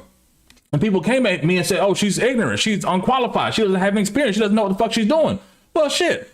The backup quarterback, vice president, can step up in the game and play, right? Cool. But all of a sudden, again, when you're a black man in this process, 15 years in politics, I've realized that if I say one critical thing about a black woman, all of a sudden this black man is sitting up here criticizing this black woman. Well, were you here when I was supporting Jasmine Crockett? Were you here when I was supporting any other black woman on this? Oh, no. You just in your feelings on your platform. You want to be on your phone watching me with the bullshit. Well, guess what? Kiss my ass. I understand for what it is. People may feel however they feel about Kamala Harris. She lost. I'm a Clippers fan. I deal with losers all the time. Red Sox fan. I deal with losers all the time. Right? I used to be a Man United fan. Deal with losing all the time. Collectively. You can say she black, she not black, whatever. You don't know a thing, 15 years in politics, James. Damn, that's beautiful, baby. Guess what? I still pass more laws than you. I put a constitutional amendment on the ballot and I've elected members to Congress. What have you done? Thank you, James, for watching my stream while you're at it. Either way, let me get back to this. Actually, I'm gonna get back to this. We got about 20 minutes here. I may stick, I may leave it and then go to Marco Rubio next, who just had an interview. That'll be interesting. But regardless, let's get back to this. Ask Donald Trump, the president of the United States, to justify why he is proposing to cut. I never said she wasn't qualified, bro. What I'm saying is she basically would have been the backup quarterback, vice president. She would have been qualified, but people said she wasn't qualified. The comments said she wasn't qualified. I never questioned her qualifications. The people did. Then the people questioned her blackness and said she was Asian. So the people, black people and people in general, question and attack Kamala Harris. So don't come in my chat acting as if this is the first time you ever heard it. And just because I say it, oh, he's a black Republican, he's a Uncle Tom. I bet 99% of y'all have never read the book Uncle Tom, but you quick to call somebody Uncle Tom. It's at least 16 hours of an audio book. Go take the time and understand and read the book or listen to the book before you decide to call somebody Uncle Tom. Regardless, thank y'all for tapping in for the stream. Cut Medicaid. Why he is how people watching my stream and get mad at me for my opinion? How the fuck? Let me get some water. For the sake of putting on the backs of working people the tax cut he gave to the richest people in America. Do you think that Democrats should vote to allow the government to shut down in order to try to extract concessions from Trump on these matters? It won't be the Democrats who are shutting it down. It'll be the Republicans. The Democrats are doing the job that any elected leader should do, which is to say, we're not going to do the bidding of the President of the United States at the sacrifice of our constituents' health care. Negotiate. You describe in the book something that you called a secret project that you ran as vice president, that you called the STARS Project, identifying up-and-coming talent in the Democratic Party. You meet with them, ask them about their interests. You say that more than one of them said they felt like they were being called to the principal's office when you asked them to come in. But the folks who you met with in this way include some of the people who you see very frequently now on MSNBC: Jasmine Crockett, Angela Also-Brooks, Maxwell Frost, Robert Garcia Moore. Arguably the fastest rising star right now in Democratic politics is Zoran Mamdani, who is going to be elected mayor of New York City. Ooh, Pat, love that. Probably in a landslide, if the polls are anything to go by. Lots of mainline Democrats have been very shy about his candidacy. They seem somewhat flummoxed by his. Oh, hold on, James. I helped rewrite the Halifax Hospital District, which was one. I've also helped create a scholarship for student GI Bill recipients that didn't have scholarship money between semesters. That's just two. Let's get back to this. Thank you, James. Success as a sort of talent spotter in the Democratic Party. What do you think of him? Oh, also 2012 election laws, helping reform election laws for absentee ballots, early voting sites. Extended to about 2 weeks. So election laws in the Rolodex as well. Thank you, James. Him and his candidacy. And what do you think of mainline Democratic shyness and agitation about the prospect that he's going to win? Look, as far as I'm concerned, he's the Democratic nominee and he should be supported. Do you endorse his candidacy? I support the Democrats. I consider myself more moderate. Sure. But let me just say this. He's not the only star. I'm a Democrat in the middle. He's in New York, moderate. and I know New Yorkers think they're the center of the world, and here we are in New York having this interview. It is the biggest city in the country. And I love New York, as the saying goes. I really do. But, I mean, there are people like Barbara Drummond in Mobile, Alabama, Helena Moreno in New Orleans. They're all running for mayor, too, and they are stars. So I hope that we don't over-index on New York City that we lose sight of the stars throughout our country who are right now running for mayor and many other offices, governor, and so on. Thanks, Damon. So people haven't read the book. That's where I am. We got a big tent. And we got a lot of stars. 2026 is shaping up to be an election that is going to be filled with Democratic primaries, though. And a lot of mainline Democrats. I'm getting some questions. Let me take some Q&As from the chat since y'all want to ask me questions real quick. Hold on. I agree with the economy part. Do you agree with progressive policies? Some, not all. It depends on what they are. They have to have a cost to it. I think all legislation has a cost to it. You can't just go changing laws without understanding the impact to local government, the cities, the counties, and the state. So collectively, I support policies that have a number on it that's realistic to actually get solved. So I don't know how you say progressive policies because I don't know what you mean by progressive policies. Prices have gone down. What other questions y'all have for me real quick before I go back to this? That was not for the moderator. Okay, let's get back to it. In their 70s and 80s are going to be facing challengers in their 30s. Do you think Democrats are at all justified in their frustration with there being so many older Democrats in elected office? Do you think it is time for the oldest Democrats in elected office to be thinking kind of wholesale as a category about the need to retire and move on from office? A lot of people come in the chat with bullshit. I wouldn't overgeneralize but they on watching that, me. Meaning that there are some Democrats who are have we hit 7,000 yet? Older in age, but very young in terms of how they are thinking and very bold in terms of how they're thinking. I think that every one of the candidates is going to be 6,600 based on whether they actually have a plan, whether they see the people, whether they're listening to them, whether they offer something that feels dynamic and bold, especially at this moment, whether they have the fight in them. to fight what we know to be wrong, but also the fight to fight for something. I think that's how they're going to be judged. I don't know that the voters are going to judge strictly on somebody's age. I have much more to ask you. Okay, I'm here. That's Madam Vice President. The book is called 107 Days. All right, we're going to be off that. Let me get some of these questions in the chat before I flip it over to Rubio. I'm with my camera at so I can at least line myself up. Thoughts on progressive policies regarding pharmacological surgical interventions for children to change genders. I don't believe that children should be changing genders. I don't think it's something out there. God made you man, woman, you're man, woman. Now, if later in life you decide you want to change in life, I think that that's on you and God. I honestly feel that a lot of things that are left between a woman and God, abortion, or gender ideology, how you want to be a man or woman and change, I think all of it is between them and God. Now, I think a lot of it, when it gets forced into our schools, when it gets forced into a situation where, hey, this young man wants to play on the high school basketball team because he didn't make the men's basketball team and whatever, I think that's a very far-fetched reasoning and things like that, but I don't support that at all. I'm a very strong advocate of women's sports. I just really feel the issue with women's sports is the women don't even come out to see women play sports. So that's facts. But let's get this. What other we have in the chat before I flip over to the next one? Personally, I don't think if you are a legal immigrant, you should get more than 2 weeks of process as you put in. Okay, that's nice.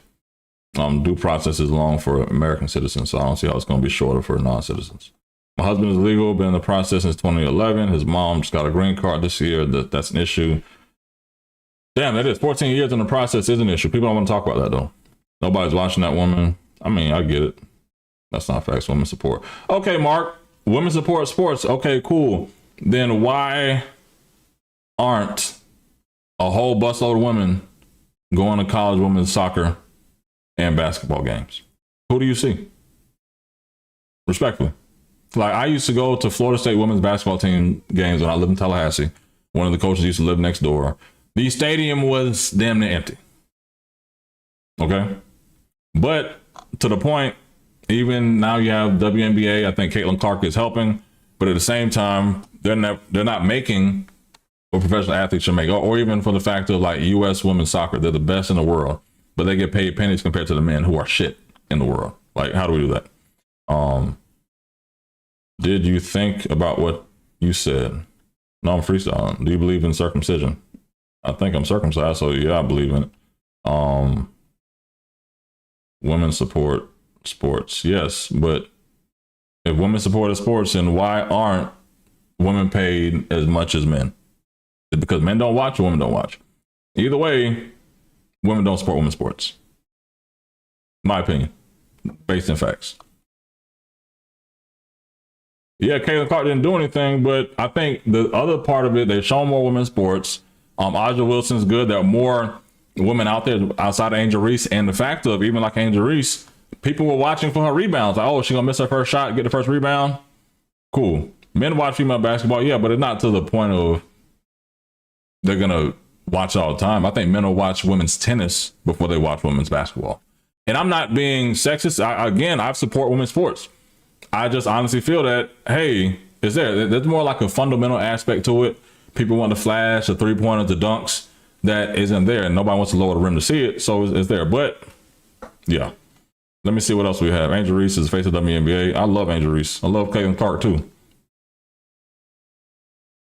Yeah, it's not, but it kind of translates, because if you go look at sports across the board, look at HBCU women's sports, or even main big college women's sports, there are not a lot of people in there unless you're at like a Colorado, like UConn, right? Huskies fan, yes.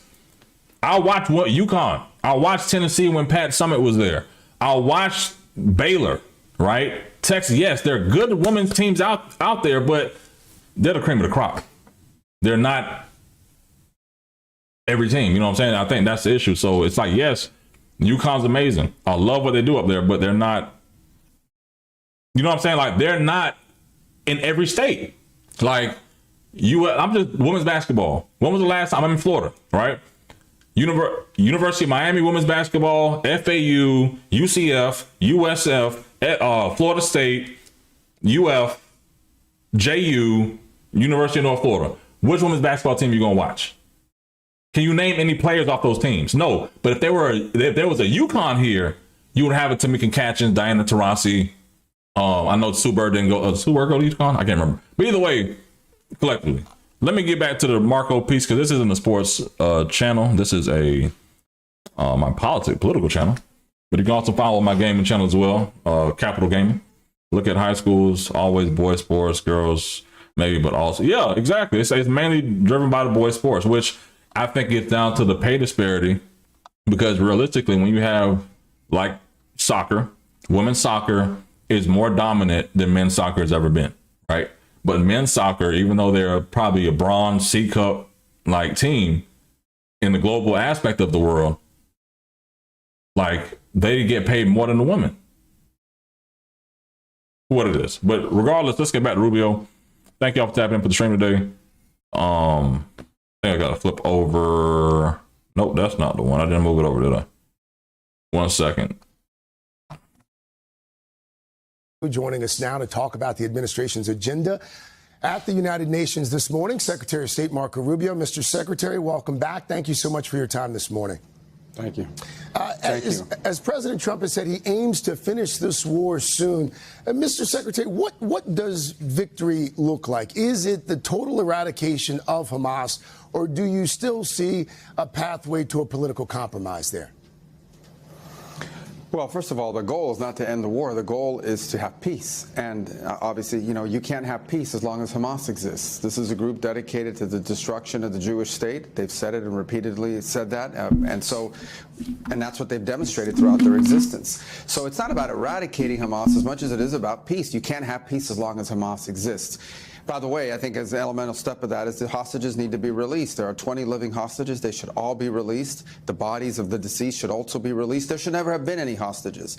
So I think that has to happen. And then what you hope to have, if there is no more Hamas, then I think the people of Gaza have a chance, with the help of many countries around the world, including, the United States would participate in that, to rebuild it into a place where people can live again, never have to live again under the governance of an evil group like Hamas, and have a better future. I think that's what we would all hope to see accomplished, and we have a very narrow window of time now to hope to achieve that before this escalates further. Mr. Secretary, as you know, France, Canada, the UK, about 145 other nations now recognize the Palestinian state. Are you at all concerned that the United States of America is becoming more isolated on that particular issue? No, I'm not concerned at all. None of the countries you just mentioned really will play much of a role in bringing about the end of this conflict in Gaza. That's why we continue to be engaged. Everybody continues to come to us to make a difference.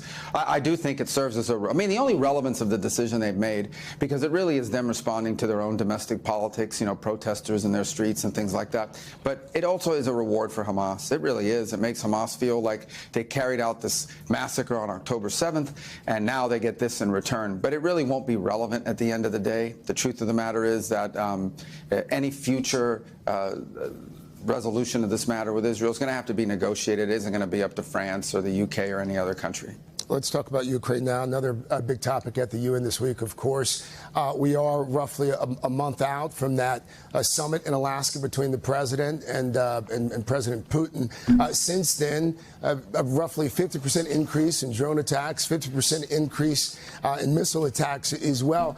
Is it possible that we misread President Putin's intentions in Alaska? No, I think we've always known that his intentions are to take Donetsk, for example, and he's defined that openly. I think the hope we have, since we're the only country in the world that can really talk to both countries involved in this, we're the only ones that can talk to Ukraine and Russia, and everyone's encouraged us to play that role. At some point, that role might end. As you can see, the president's already repeatedly expressed his deep disappointment at the direction that Putin is taking this, even after Alaska. And at some point, he may have to decide to impose new sanctions. But I think it's important for Europe to impose sanctions, too. Right now, there are countries in Europe that are still buying massive amounts of oil and natural gas from Russia, which is absurd. They're asking for the U.S. to impose more sanctions, but there are countries in Europe that are not doing enough. So I think they need to do more. You've already seen the measures we've taken with regards to India, although that's something we hope we can fix. But and the president has the ability to do more, and he's considering doing more because of the direction this is taken. But let's remember, he didn't start this war; he inherited it, and all he's wanted to do is end behind it, and he's going to do everything he can, give it every chance in the world to succeed. The minute we go heavy on the sanctions and everything else, our ability to act as a broker to bring about peace is diminished. And this war then goes on for another 2 years, and hundreds of thousands of more people will die. So we're trying to avoid that. We hope to avoid that, but ultimately, that's not up to us. That's up to Putin. If he decides not to take that offer, then unfortunately we'll have to do what we have to do. To be fair, you were right. We're about 3 years into the war. But the president repeatedly, though, did say that he would end the war in Ukraine on day one, and we are some 250 days into the administration. Let's talk U.S. and China here, Mr. Secretary. As you know, we are apparently. Yeah, but that's not up to us to end the war. The Russians have to stop the war, well, yes, and the Ukrainians have to agree to a peace deal. What the president expresses that it would be a priority of his, and it has been. I don't think anyone could argue that it hasn't been a priority. Yes, but again, repeatedly on the campaign trail, he said he would end it on day one. We're 246 days into the administration. Well, I think, which is an indication that he repeatedly said that it would make it a priority. He certainly has done more than Biden ever did to end the war. Biden didn't even have a plan for the war. Let's talk about the U.S. and China and the TikTok deal. That's important to a lot of folks, as you know, especially young people. It looks like there is the framework of a deal. We've been repeatedly told that the reason this is happening is because there's concern that the Chinese are using the algorithm to manipulate folks in this country and also steal data from folks in this country. What can you tell us about how this deal is going to address those concerns? Well, I'm not going to get into the details of the deal because they still need to be finalized. I think all the things you pointed to in your question are certainly considerations, which is why the ownership of the group that's actually going to control this app here in the U.S. and how it's used in the U.S. is critical. That's why those who handle the data is critical. That's why having insight into the algorithm is critical. And all those things are sort of dealt with in the constructs of this outline. But it still needs to be, I think, the framework is in place. It's been negotiated. The Treasury Secretary went over there and negotiated the outlines of it, as well as the Vice President's been very involved in this. But it still needs to be finalized. Suffice it to say, all the things you've just raised are part of the considerations that went into putting this deal together. Really quickly, Mr. I think it's good, but also it's another thing. I mean, I don't want government to overstep and cancel Jimmy Kimmel, but I don't think government should overstep in this one. I mean, protecting data is one thing, but it could have been just about selling the algorithm. My 2 cents, because TikTok's algorithm is better than anything that the U.S. will come out of the U.S. so far. So I think it's about the algorithm more than anything. They can hide it how they want to, but it's good for small businesses. There are a lot of, I actually wrote about this on LinkedIn when they first started this with the Biden administration. And I highlighted the fact of, hold on, I think I overstretched myself. Sorry about that, pause. I wrote about how the Biden administration was out of pocket for trying to get rid of TikTok because of the benefits for businesses. Really from an aspect of, I'm gonna flip this over for a second because the interview is almost over. When the pandemic happened, people were losing jobs, right? If you were in a position where you're in a restaurant and you were a cook in a restaurant, right? All of a sudden it became, well, damn, the restaurant's not open. It's masked up, right? So cool. What's going on, bro, boss? Cool. Now all of a sudden you go on TikTok, you're watching dancing videos and you say, you know what? I'm gonna share some recipes, right? And then all of a sudden people like your recipes, they like your food, you're getting better with the content. Now you're a full-blown caterer with your own business and you open a food truck and you've expanded your business, right? There are countless businesses that way. A homegirl of mine has candles that she makes. And I told her, hey, straight up, why don't you live stream you making candles? Completely like organic candles, you make some, whatever. You'll build an audience of people that are watching you there, then you can be able to sell it to them, right? So TikTok to me was more of a, hey, this is the algorithm that can help the average everyday person with some ingenuity and some drive to say, hey, you know what? I want to create this. I'm not scared. I want to get out my box and go. And I think it's honestly great that they've gotten to a point of saying, okay, cool. We want TikTok to stay in the US, but I don't think the government should have stepped in to make this happen. I think it's more of a factor of like, damn, for the data piece, I think something else could have happened, right? But who cares about what I want to say? Let's get back to the Jimmy Kimmel piece. But again, I do like the fact that TikTok, I guess, is here. And I guess the other part, just rambling here, respectfully, I don't think a lot of people realize how CapCut was tapped in with ByteDance as well. So is somebody going to buy CapCut too? Or is that all a part of the deal? You know, I just don't know. TikTok is trash. Actually, for some reason, my TikToks have been doing better this past week. And my Instagram, I think I was shadow banned for the longest. And now I'm finally getting back to a point of, getting more likes and followers. And I have one video that did like 1.3 million views, 1.2 to be conservative. I have another one with Trump that did like 200,000 yesterday. And I'm like, wait, I'm finally getting views. These just stop at like 700 to 1,000, but maybe I'm making better content. Either way, make sure y'all like and subscribe. Let's get back to this. I think he's going to talk about Jimmy Kimmel next, and we're going to move on to the next, man. Secretary, as you probably know, Jimmy Kimmel returning to Late Night tonight. The vice president at one point suggested that you should be hosting Late Night. Amid all of the political violence we've seen in this country over the last few months, I bet on that. Are you at all concerned that it may be impacting America's reputation abroad? There was a Republican senator who said we're starting to look like a third world country.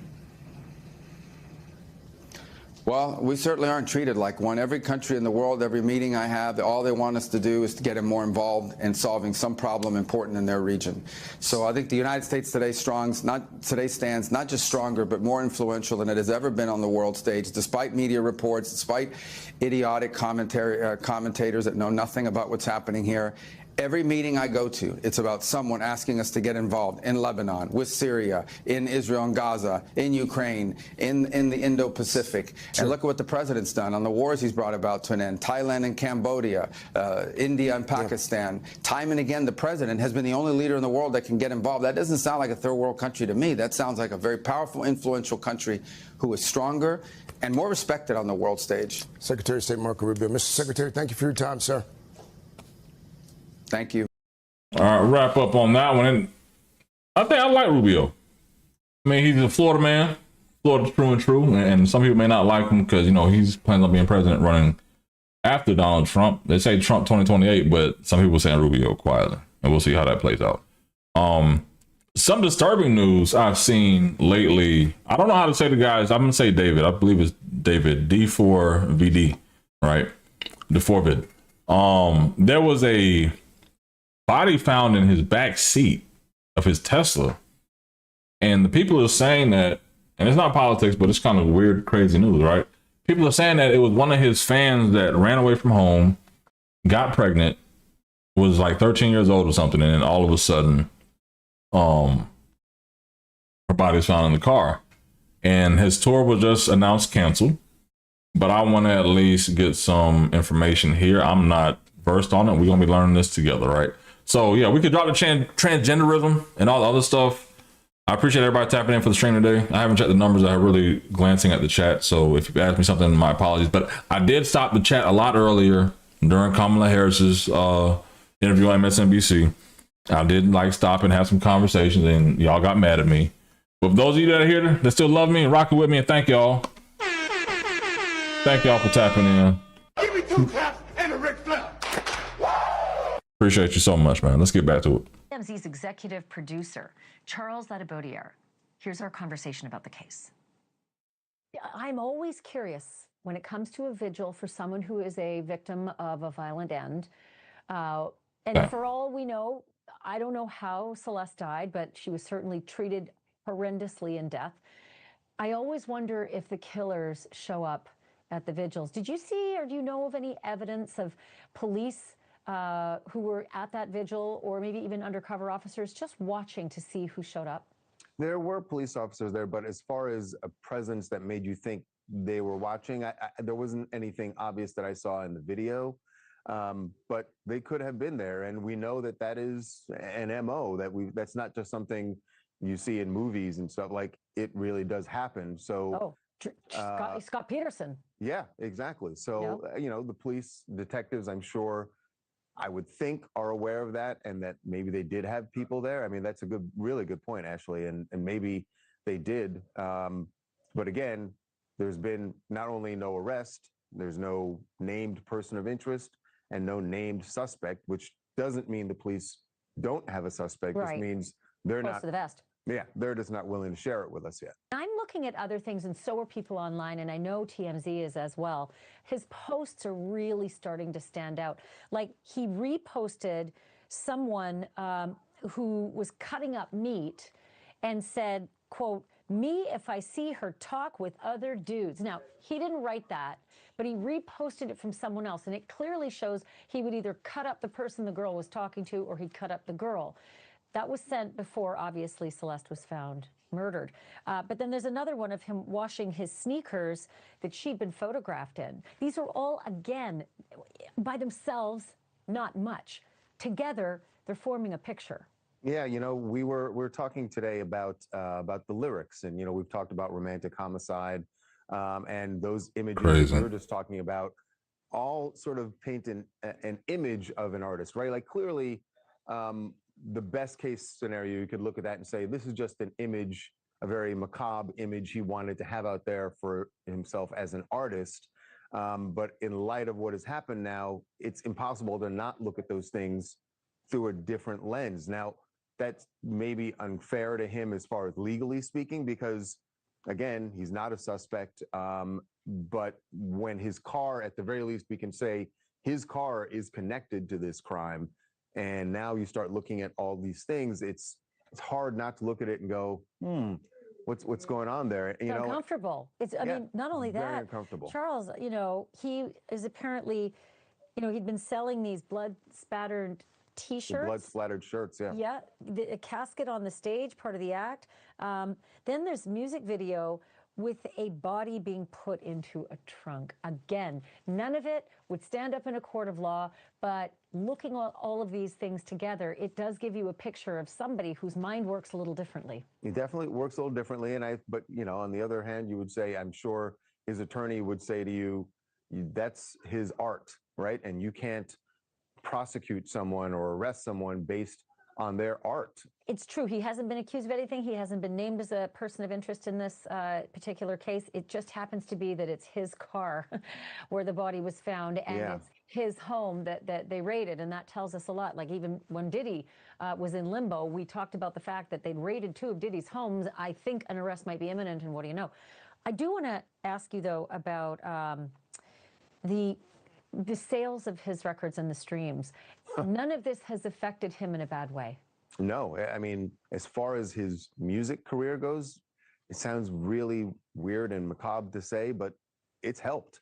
It has helped put David on the radar screen of listeners around the country. His album just re-entered the Billboard 200, which is the album charts, and that would not have happened without all of this attention and people, you know, listening to like, oh, who is David? You know, and actually we do a lot of talkbacks with our affiliates around the country here. And I've had the question asked several times with people going like, I didn't know about this, didn't know about his music, and I've been listening to it now. And that's exactly what's happening. His streams, his song Romantic Homicide had its biggest week ever streaming on Spotify last week. So people are listening, they are checking out his music. Thank you for watching. Subscribe below and download our news. Yeah, it's on News Nation. It's kind of crazy still. I've never, like, Ray Cruz happened during my lifetime, right? So I'm not saying that things don't happen, right? People aren't crazy and who celebrities, you know, you can't really, it's like, can't idolize celebrities, you know. It's why I don't understand why Democrats go get celebrities every damn election cycle, because you can't idolize these motherfuckers. They're crazy as shit, right? But I think it's a very twisted story. I'm praying for that young woman's family, her friends, and everyone impacted by that. Very, very unfortunate. I mean, everything looks guilty. Like public perception, bruh, crazy, and he did it. No, but I just can't. I can't with that at all, man. Let me go to this next one. We have the border czar, Tom Homan, who took $50,000 from the FBI.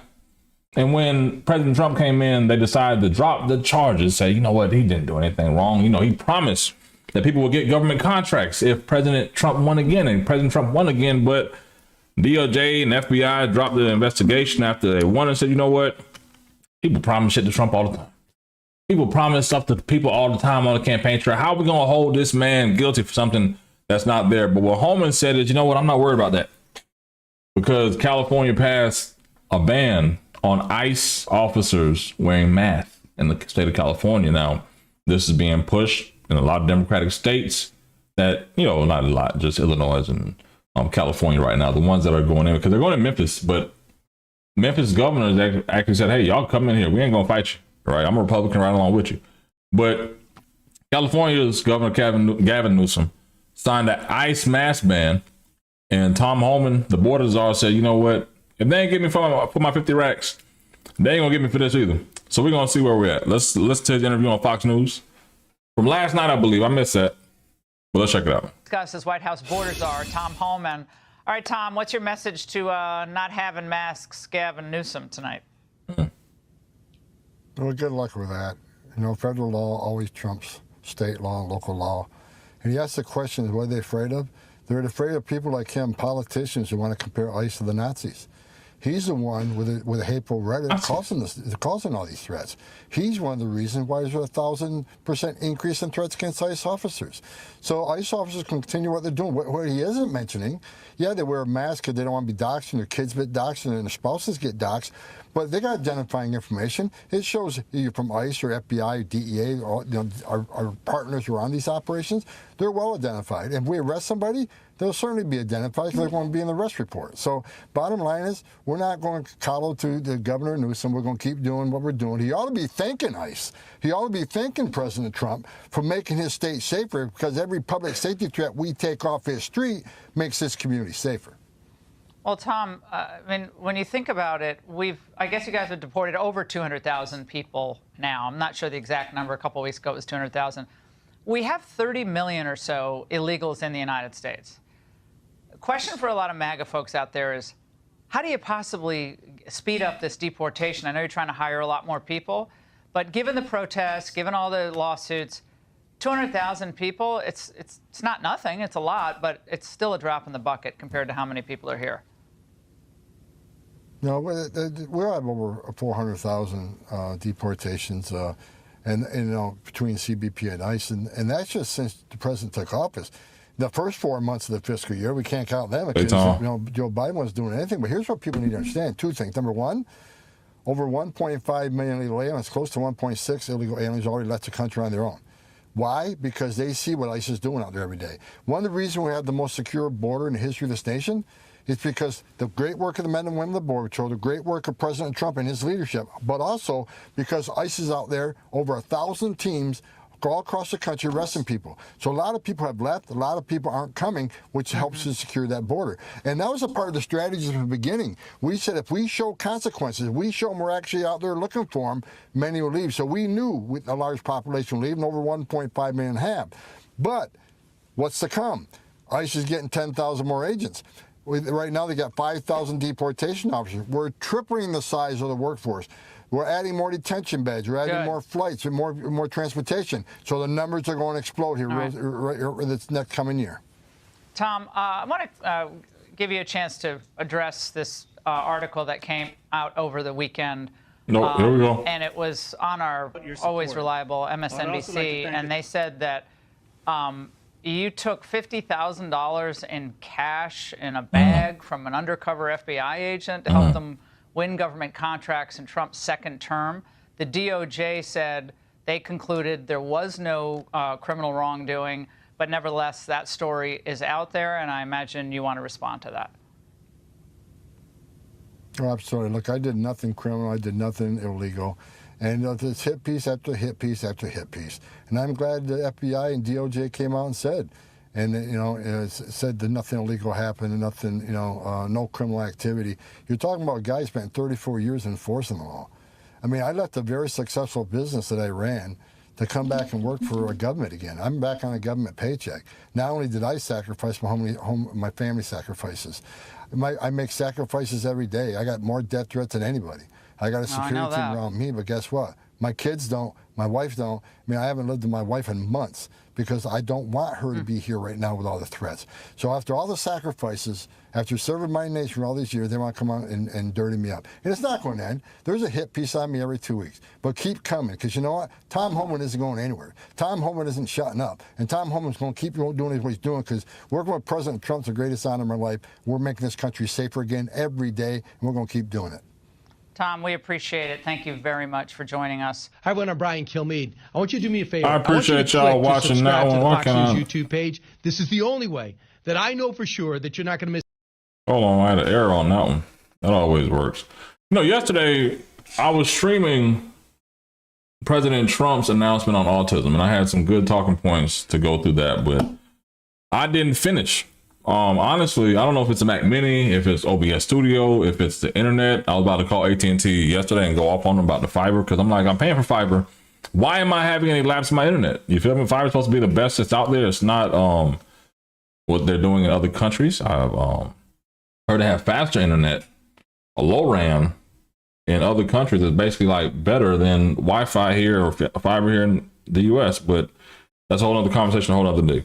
However, to the main point, I want to go back and discuss autism. I know that there's been a big conversation around Tylenol and what happens. And yesterday I was basically telling some folks that, yes, it's skyrocketed from 2000 to today, 2025. You've gone from maybe 1 in 1,000 to 1 in 36, right? And don't quote me on 1 in 1,000, right? But for low income communities, urban communities, families that do not have the resources, I think they're the biggest ones impacted by any change with the laws here, right? So I'm just going to listen here to the end of the press conference I didn't finish yesterday with President Trump. I wrapped up somewhere, I think the connection dropped right around Dr. Oz. So I'm picking that up for where it's at. I know some of y'all may have heard the rest of this press conference. I'm going to pick this up, and then I may just wrap up because I have some work calls to do in the 1 o'clock hour, but I do appreciate y'all tapping with your boy today. But I'm going to wrap up after this, at least hear this, and then drop some more information around autism awareness and some things that I feel are pertinent to know. Then we'll go from there. And I'm passionate about it because my godson is diagnosed with autism. I also have family members, nieces and nephews and others that have been diagnosed. So it is something that is not near dear to my heart, but I do actually care because I do understand that from representing schools, you know, I'm a lobbyist, right? I used to work with a lot of charter schools and schools that used to serve underserved communities, right? Black kids. So in the end, it's like, I do understand that from a business standpoint with some schools, they're not equipped enough to take on children with developmental disabilities, right? At the same time, parents want to make sure that if they're putting their child in daycare or any school, that that school is equipped, that that child will feel love and everything around them. So I do think that there's a lot of parents, regardless of race, regardless of issues, who want to have the best of the best care for their child who may be on the spectrum, right? And just being respectful of it, because we've come a long way. I'm an 80s baby. The language and the narrative has come a long way in my over 40 years, right? So collectively, respectfully, I think that it's not what it used to be labeled the R word years ago. Now it's developed, they're looking at it, it's autism, then they're calculating it to say, you know what, why is this happening so much? So I'm not going to go through the whole press conference the president had yesterday. He was on CP time yesterday. Now, if you were on the stream yesterday, you knew that the press conference was supposed to start at 4 o'clock. He didn't get on until 4:30. Trump was on his blacker than black yesterday, right? But by the time he got on, technical difficulties, ended the stream early, clipped up some of that. Make sure you follow and like on TikTok and Instagram. Same handle, Hip Hop Lobbyist. And the other thing is, I may ask in the chat, my homeboy told me, like, hey, bro, you need to make your YouTube channel like the Hip Hop Lobbyist Podcast or the Hip Hop Lobbyist Show. I'm just the Hip Hop Lobbyist, right? So let me know in the chat if you like podcasts at the end, show, or keep it exactly how it is now. Let me know. I'm gonna put a poll in for the people that are here. I'm gonna see what y'all say. You know, I support and respect the voters. But let's go to the end of this, and we'll get back into it. One of the best things ever passed in the history, with the tax cuts and regulation cuts and all of the things it does. No tax on tips, no tax on Social Security, no tax on overtime. All of it does. It also gives $200 million, as just explained by Dr. Oz. And I'd like you to explain that to exactly what you're saying. The Big Beautiful Bill actually increases Medicaid spending projected over the next 10 years by $200 billion. There's also a $50 billion Rural Health Transformation Fund, which will allow a lot of these programs to get in the rural parts of the country that the president and Congress are handing to governors to start distributing. Those grants have already gone out. The money will be allocated by the end of this calendar year. And I want to point out that the ability of NIH to do research that feeds and hands the ball to the FDA, which then can change labeling to allow Medicaid programs in states to fund this program, will ensure that the things that President Trump and Secretary Kennedy desire are financially affordable for families around America. You mentioned CHIP, sir. That's why I asked that question. You mentioned that CHIP would fund this for children. Well, most of the kids are on Medicaid, probably 43% on Medicaid, another 8-10% on CHIP. And all the programs in general are being evaluated. Most of what the One Big Beautiful Bill was seeking to do was to remove fraud, waste, and abuse. But the programs themselves should stay financially intact for the people for whom they were designed, and in this case, for children. And the only thing we cut, so that's $200 billion positive. The only thing we cut was for fraud, waste, and abuse, of which there was a lot in this country, and nobody minds that. Yeah, please. Mr. President, you said that there is no reason to give newborn babies hepatitis B vaccines. But hepatitis B can be contracted not just through sexually transmitted diseases. It can come from needles to open wounds. So when you say you feel, is that appropriate to be telling? I think it's absolutely appropriate. I think they should wait till they're 12 years old. Yes, please. You've been talking about reducing autism by spacing out vaccines. Would you like other combined vaccines babies receive to be spaced out like MMRV? What is this again? You've been talking. Speak up, please. You've been talking about reducing autism by spacing out vaccines. Right, correct. Would you like the other combined vaccines babies receive to be spaced out like MMRV? I would say yes, but that just is, for me, it's a lot of common sense involved in this. It's a process, but we're looking, but it should at least be given separately. Now, it's possible that you can reduce them and I'd give them in small doses, but it's possible maybe in that particular case, the MMR wouldn't work in small doses, but you can certainly give them as separate shots. It's been proven to be very safe when you give them in separate shots instead of mixing. So I don't think there's any reason to do that. Do you agree with it? I'm not a doctor, but I'm giving my opinion. I don't think there's any reason to do that. So it's been proven to be safe when you break them up. But MMR by itself, I've heard bad things about it for many years. Yes, please. Mr. President, is the spectrum too broad, in your opinion? For research purposes, you are dealing with a population of children who might have social boundary difficulties, and then you have children who are, going to grow up to be adults in diapers. I mean, what do you think? We don't know how broad the spectrum is. We don't know exactly where it starts and where it ends, but we do know what we're going through. We're going through some very serious trouble, and we know autism. I mean, it could be bigger, it could be small, a little bit smaller, but the number is unacceptable. And the number, the way it's come down, because the spectrums remain the same, the number, the way it's come down is just unacceptable, meaning come down to that level of 1 in 10, 1 in 12, 1 in 31. Go ahead, in the back. This question is more directed towards Secretary Kennedy. He's talked about that we're just kind of finding out about the fact that babies are affected this way. Is there a concern that information is being suppressed right now within HHS, and could an investigation perhaps be launched? Well, I think information has been really not given out very freely over the years, absolutely. And I think that's by drug companies and maybe doctors, but I certainly think that over the years. I think this is a different group. We have a lot of information. And that information, I mean, it's the information that we have that we're making these statements. And I'll pause the president there, yes, sir, because like I said, I think the biggest thing, and I did post some of this on my IG already, and I'm going to flip over to this study, if y'all can see it. Let me straighten it out for y'all, if you don't mind. 1 second. Yeah, I think that this will be best. What Donald Trump is saying is based on a Mount Sinai study, which supports his conclusion that says that there's evidence that the prenatal Tylenol, acetaminophen, I think I did pretty well on that, use can be linked to increased risk of autism and ADHD. Now, this study came out August 13th, 2025, about a month ago. And basically the research was done at the Icahn School of Medicine at Mount Sinai that found that prenatal exposure to Tylenol may increase the risk of neurodevelopment disorders, including autism, spectrum disorder, and ADHD in children. Now, this study actually combats, and you may think, okay, he's on the Mount Sinai, quick to the bottom, let you know who all was a part of this. The funding for the study was provided by that. Oh, sorry. The study was conducted by UCLA, University of California, Los Angeles, University of Massachusetts, Lowell, and the Harvard T.H. Chan School of Public Health. So these are the trusted advisors, you could say, or the study that kind of made the president take this opinion on Tylenol with pregnancy. And he said yesterday, and he said during the press conference, that he's not saying don't take Tylenol if you're a woman in general. He's saying for children and if you're pregnant. So that's the part to where they're finding that. Now that's the link. However, I had to do a little research here.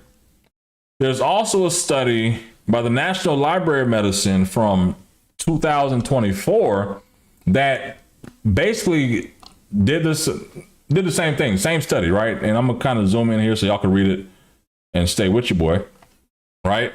The abstract basically said, hey, several studies suggest Tylenol essentially during pregnancy may risk neurodevelopment disorders in children. They went through, they studied a lot of newborns over the time. These are the results of these 185,000 children that they have. And the conclusion was essentially that Tylenol, acetaminophen, I'm not a scientist, so I probably butchered that, use during pregnancies was not associated with children's risk of autism, ADHD, or intellectual disability in sibling control analysis.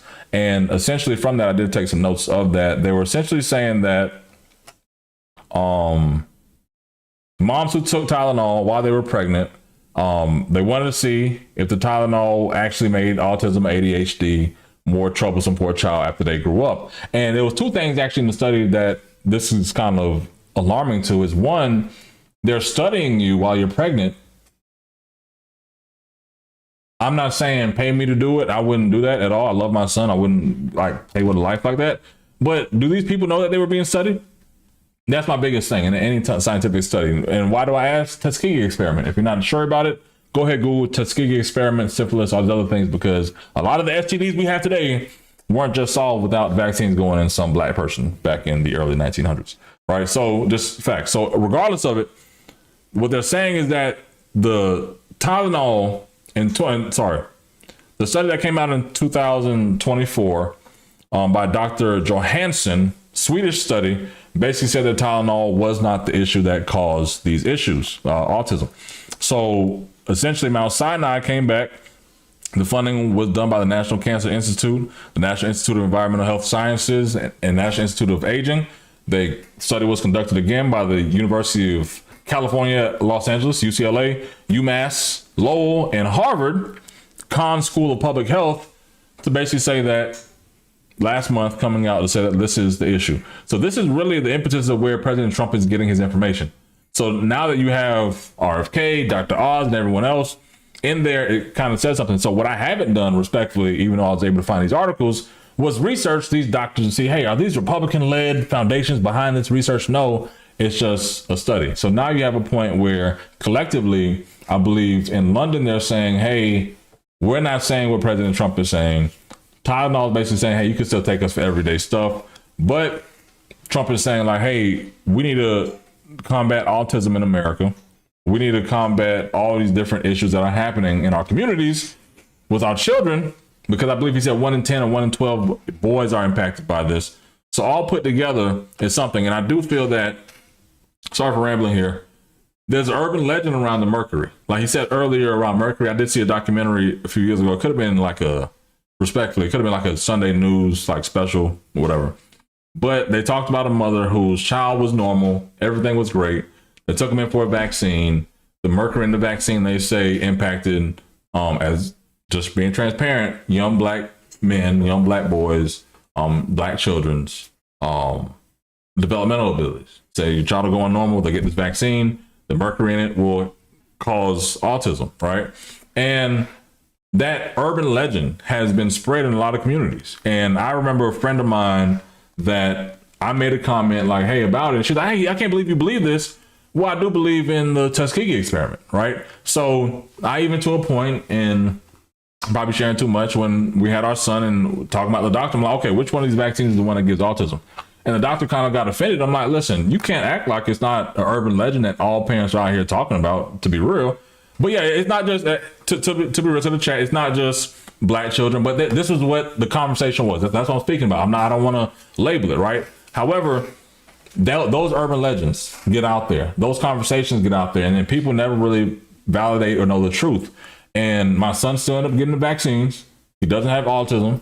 However, it's to a point of saying there are parents out there who are anti-vax. Hey, they don't want to do it. They don't want the government or anybody else or a doctor telling them what they should put in their child or what shots to go in their child. So it's all a part of that as well, right? So collectively, there is a growing concern of the vaccines, but I'm not the conspiracy theorist type, right? Because even the Tuskegee experiment was a conspiracy theory. This is validated facts, right? So it's not just Tuskegee Airmen. They were giving these brothers syphilis and saying, hey, yeah, let's see how to treat it, right? They have documentaries and movies about that too. But I'm not trying to stir the pot. What I actually want to do respectfully is, like, we're talking about these autism awareness right now for this discussion, but it's also a fact of saying for this spending resolution that'll have a lot of monies and allocated towards healthcare, funding allocated towards healthcare, Medicaid, and the community centers that provide quality healthcare services. I think this kind of goes all in, boils all in together, because we cannot have a conversation about loving Trump, hating Trump, loving Democrats, hating Democrats, respectfully. And then when it comes to issues that we can be neutral on, like autism, public health, right? That we cannot come together to say, okay, what are the benefits? What's the federal government doing? What's the state government doing? What are local governments doing? Where are the programs at? So that we can help the mothers in our communities, everyone, actually know what they need to do with their child, right? I think collectively as Americans, black, white, Asian, Hispanic, and different, that these kind of issues we can get behind without being politicized. Now, I'm not saying the Tylenol piece. What I'm saying is after a child is born, whatever, after the child is born, let me get my words right. After the child is born, whether they're going to a school or a mother or a father or a family just looking for like some kind of guidance, I do feel that now that we've kind of seen this growing number, we need to put some resources behind that. I think respectfully, and we don't have to be Democrat or Republican. If government needs to step up, I'm not saying in Tylenol, the president said that. What I am saying is that it's a public health issue that bipartisanly, I feel we can get some support behind. And I'm rambling a bit and stuttering. But one thing that, if it's not your first time here, I'm not bisexual, I'm bipartisan. So I support things that are bipartisan. And I do feel that this case, whether it's Alzheimer's or autism or any other thing that's out there that could impact your quality of life or your health, we need to study it, and the government needs to step up and do what they can, right? My 2 cents. And I'm making them out front, and I'm making them loud, and I'm making them strongly not to take Tylenol, not to take it. Just don't take it unless it's absolutely necessary, and there's not too many cases where that will be the case. And again, what's the worst? The worst is nothing can happen. It's very positive. That's a positive thing.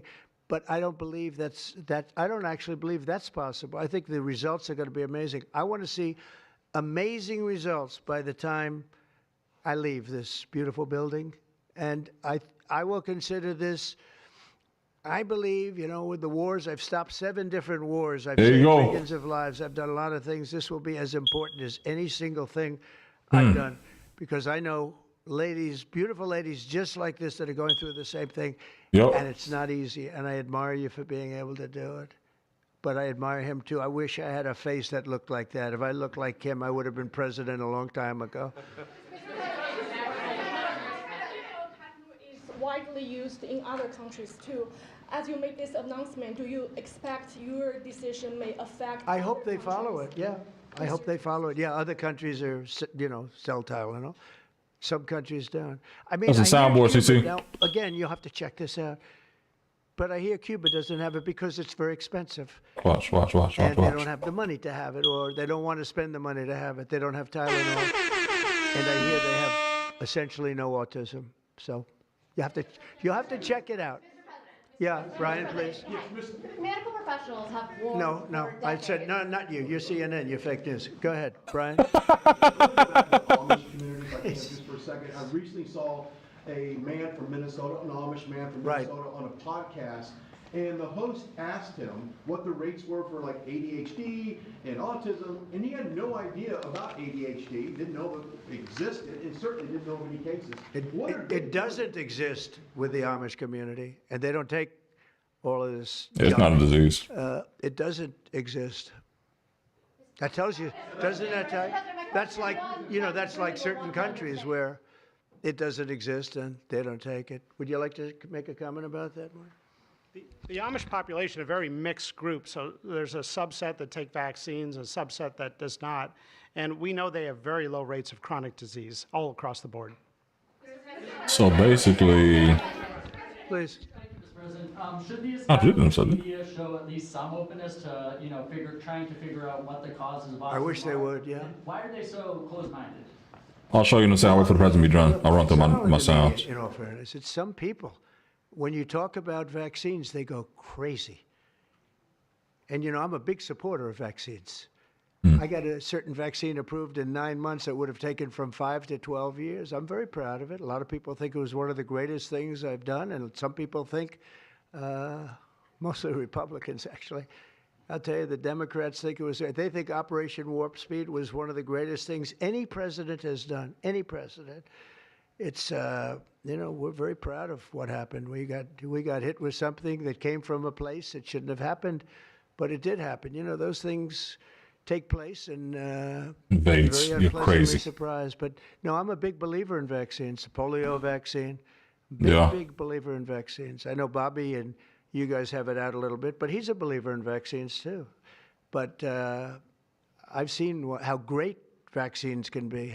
And the beautiful part about this is, in Florida, our Surgeon General basically came out and basically said they're going to make vaccines optional, right? Which doesn't align with the president, clearly, right? Because now all of a sudden you have this DeSantis regime that wants to continue his legacy in Florida versus Trump. And Trump is basically putting everybody in every seat, from governor, attorney general, CFO, ag commissioner. And then DeSantis is doing the same thing, right? They're not even worried about the Democrats here. Democrats have no chance in Florida. But to the main point, it's like now Trump is he's splitting some of the DeSantis base and say, hey, you know what? Y'all can go on this no vaccine route, but I support polio like you're saying today. And it's like, at the end of the day, some Republicans are going to be split on some of these issues, but they're not going to be split enough not to vote for whoever is at the top of the ticket. So that means that Democrats, my Democrats that are out there, that are on the stream today, my Democrats out here in the world, get your shit together. Get the narrative together, talk to these people, because I hope that you don't think Tom Homan taking that $50,000, redistricting these maps, or anything's going to matter to the average person that didn't even care about the shit you was talking about last November, right? I just need to be everybody respectful. Come up with a better plan. If you're talking about having a bench, there's no bench. So right at this point, you need to get like Bud Crawford, get in the corner and fight this shit all the way out.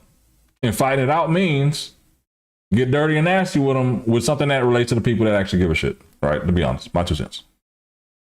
So let me finish this up with President Trump. Incredible they can be. So I'm a believer. Yeah. Yeah, please. Your comments you made about MMR and hepatitis B, I know you said those were your suggestions, but have you spoken with Secretary Kennedy about actually making those changes? I have, yeah, I have. I've spoken to all the doctors about it, and doctors that are not here right now. I've spoken to many doctors about everything we're talking about. And, the Tylenol has started to be spoken of over the last period of time, but we've been doing the research. A lot of what they've been speaking about comes from right here, by research done by these people. And I just say it again, don't take Tylenol. Don't take it. And don't give it to your child after your child is born. And do all those other things, little things, just spread out your visits, et cetera, on the vaccine. And I want to thank everybody. This is a very important day. Thank you very much. Hey, I want to thank all y'all for tapping in for the stream today as well, man. Let me go through. I know people asked, somebody asked to make this full screen. Hold on. I'm a one-man production team, you know what I'm saying? So if you ever see something like, damn, Phil, what happened? The screen's not working. I don't have any sound. I don't know what's happening right now. I'm a one-man production, right? So streaming OBS, I don't have nobody else with me, so I clip my own clips. I edit them up. I put my own music up. I finally got to a point of saying, okay, cool.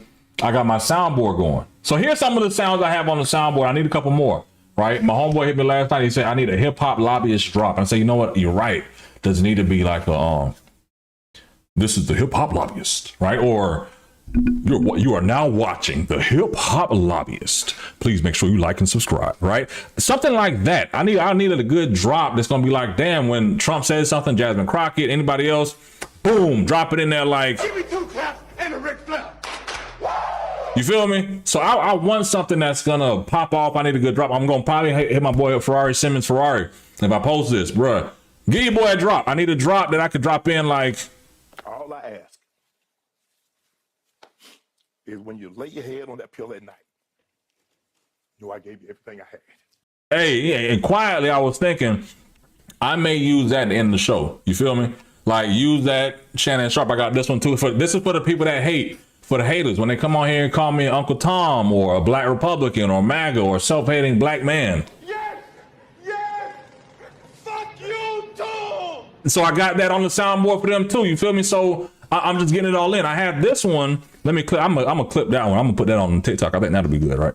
So I have this one as well, but I'm gonna change it. Call them dumps, big massive dumps. Right? Yeah, I'm gonna change. That's not really good. Then I have this one that I'm gonna change as well. It's too much going on there, right? And as you've heard, we got the horns popping on the stream every day. We got the Drewski. Got him. We fucking got him. Then long titty, no nipple having ass bitch. I'm adding that one for the haters as well, because the haters that come on, I want to mix them with a. Yes, yes, fuck you too. Long titty, no nipple having ass bitch. I want to hit them with I want to hit the haters with that on the stream. You feel me? Because I feel that'll be the one that they'll be on their phone.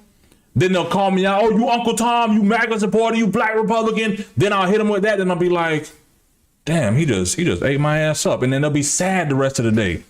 And they'll probably like and subscribe and still come back. You feel me? That's what I'm talking about. I think a lot of the hater comments are bots. No lie, because I'll tell you this, CC. When I started streaming, it was a rough patch at first. If anybody's been here from the beginning, it was a very rough, ugly patch at first. It looks better than it used to, right? But I was getting no comments. Then all of a sudden I started streaming vertically on YouTube. Then it went to like 1,000 views. I get like 12,000 one day, having like 500 people here, 1,000. I'm like, wait a minute.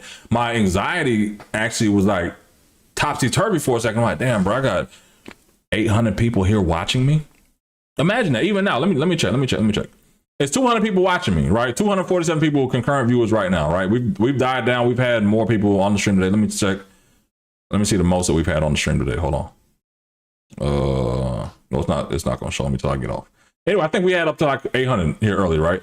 So imagine you have 800 people and you're thinking like, damn, I don't want to fuck up and say nothing crazy. Or it's like, whatever. So now I've gotten to a point of having my own rhythm, having my own little style. People have been here, they've seen it, so it works, right? So I want to not pay attention to the haters, but also realizing that you need something for the haters. So when they come in again, I'm just waiting. I'm waiting on the right one. Please be here. They go, hey, you're a black Republican. You Uncle Tom, shut the fuck up. A black man hating on a black woman. Yes, yes, fuck you too. Long titty, no nipple having ass bitch. I just want to line it up like that on their ass, right? So when they come on the stream hating, I'm telling you now, do not come on my stream, kind of troll me or hate on me, because guess what? I'm going to drop that soundboard on your ass, right? Regardless, I also have this one that may be used. I may swap that one out, but this is the favorite. This is the one that gets the chat going every time, because I kind of use it like a pastor uses his breath between his preaching. Because when somebody says something, you got to drop the African ceiling bird on their ass, right? Because it's gonna get the comments going, and everybody's gonna sit here and say, hey, black man, why don't you go change the battery in your smoke detector? Well, baby, it's not a battery in the smoke detector, it's a soundboard. But either way, I want to thank each and every one of y'all. Over how many people that we have on the stream today? Over 149,000 people on the stream today. I want to thank each and every one of y'all taking time out of your day to spend with your boy, the Hip Hop Lobbyist, on the Hip Hop Lobbyist YouTube channel. Right? Not a podcast, it's not a show, it's just a YouTube channel. But either way, we've gone from 400 subscribers in April to over 6,000 subscribers today. I want to thank each and every one of y'all overall.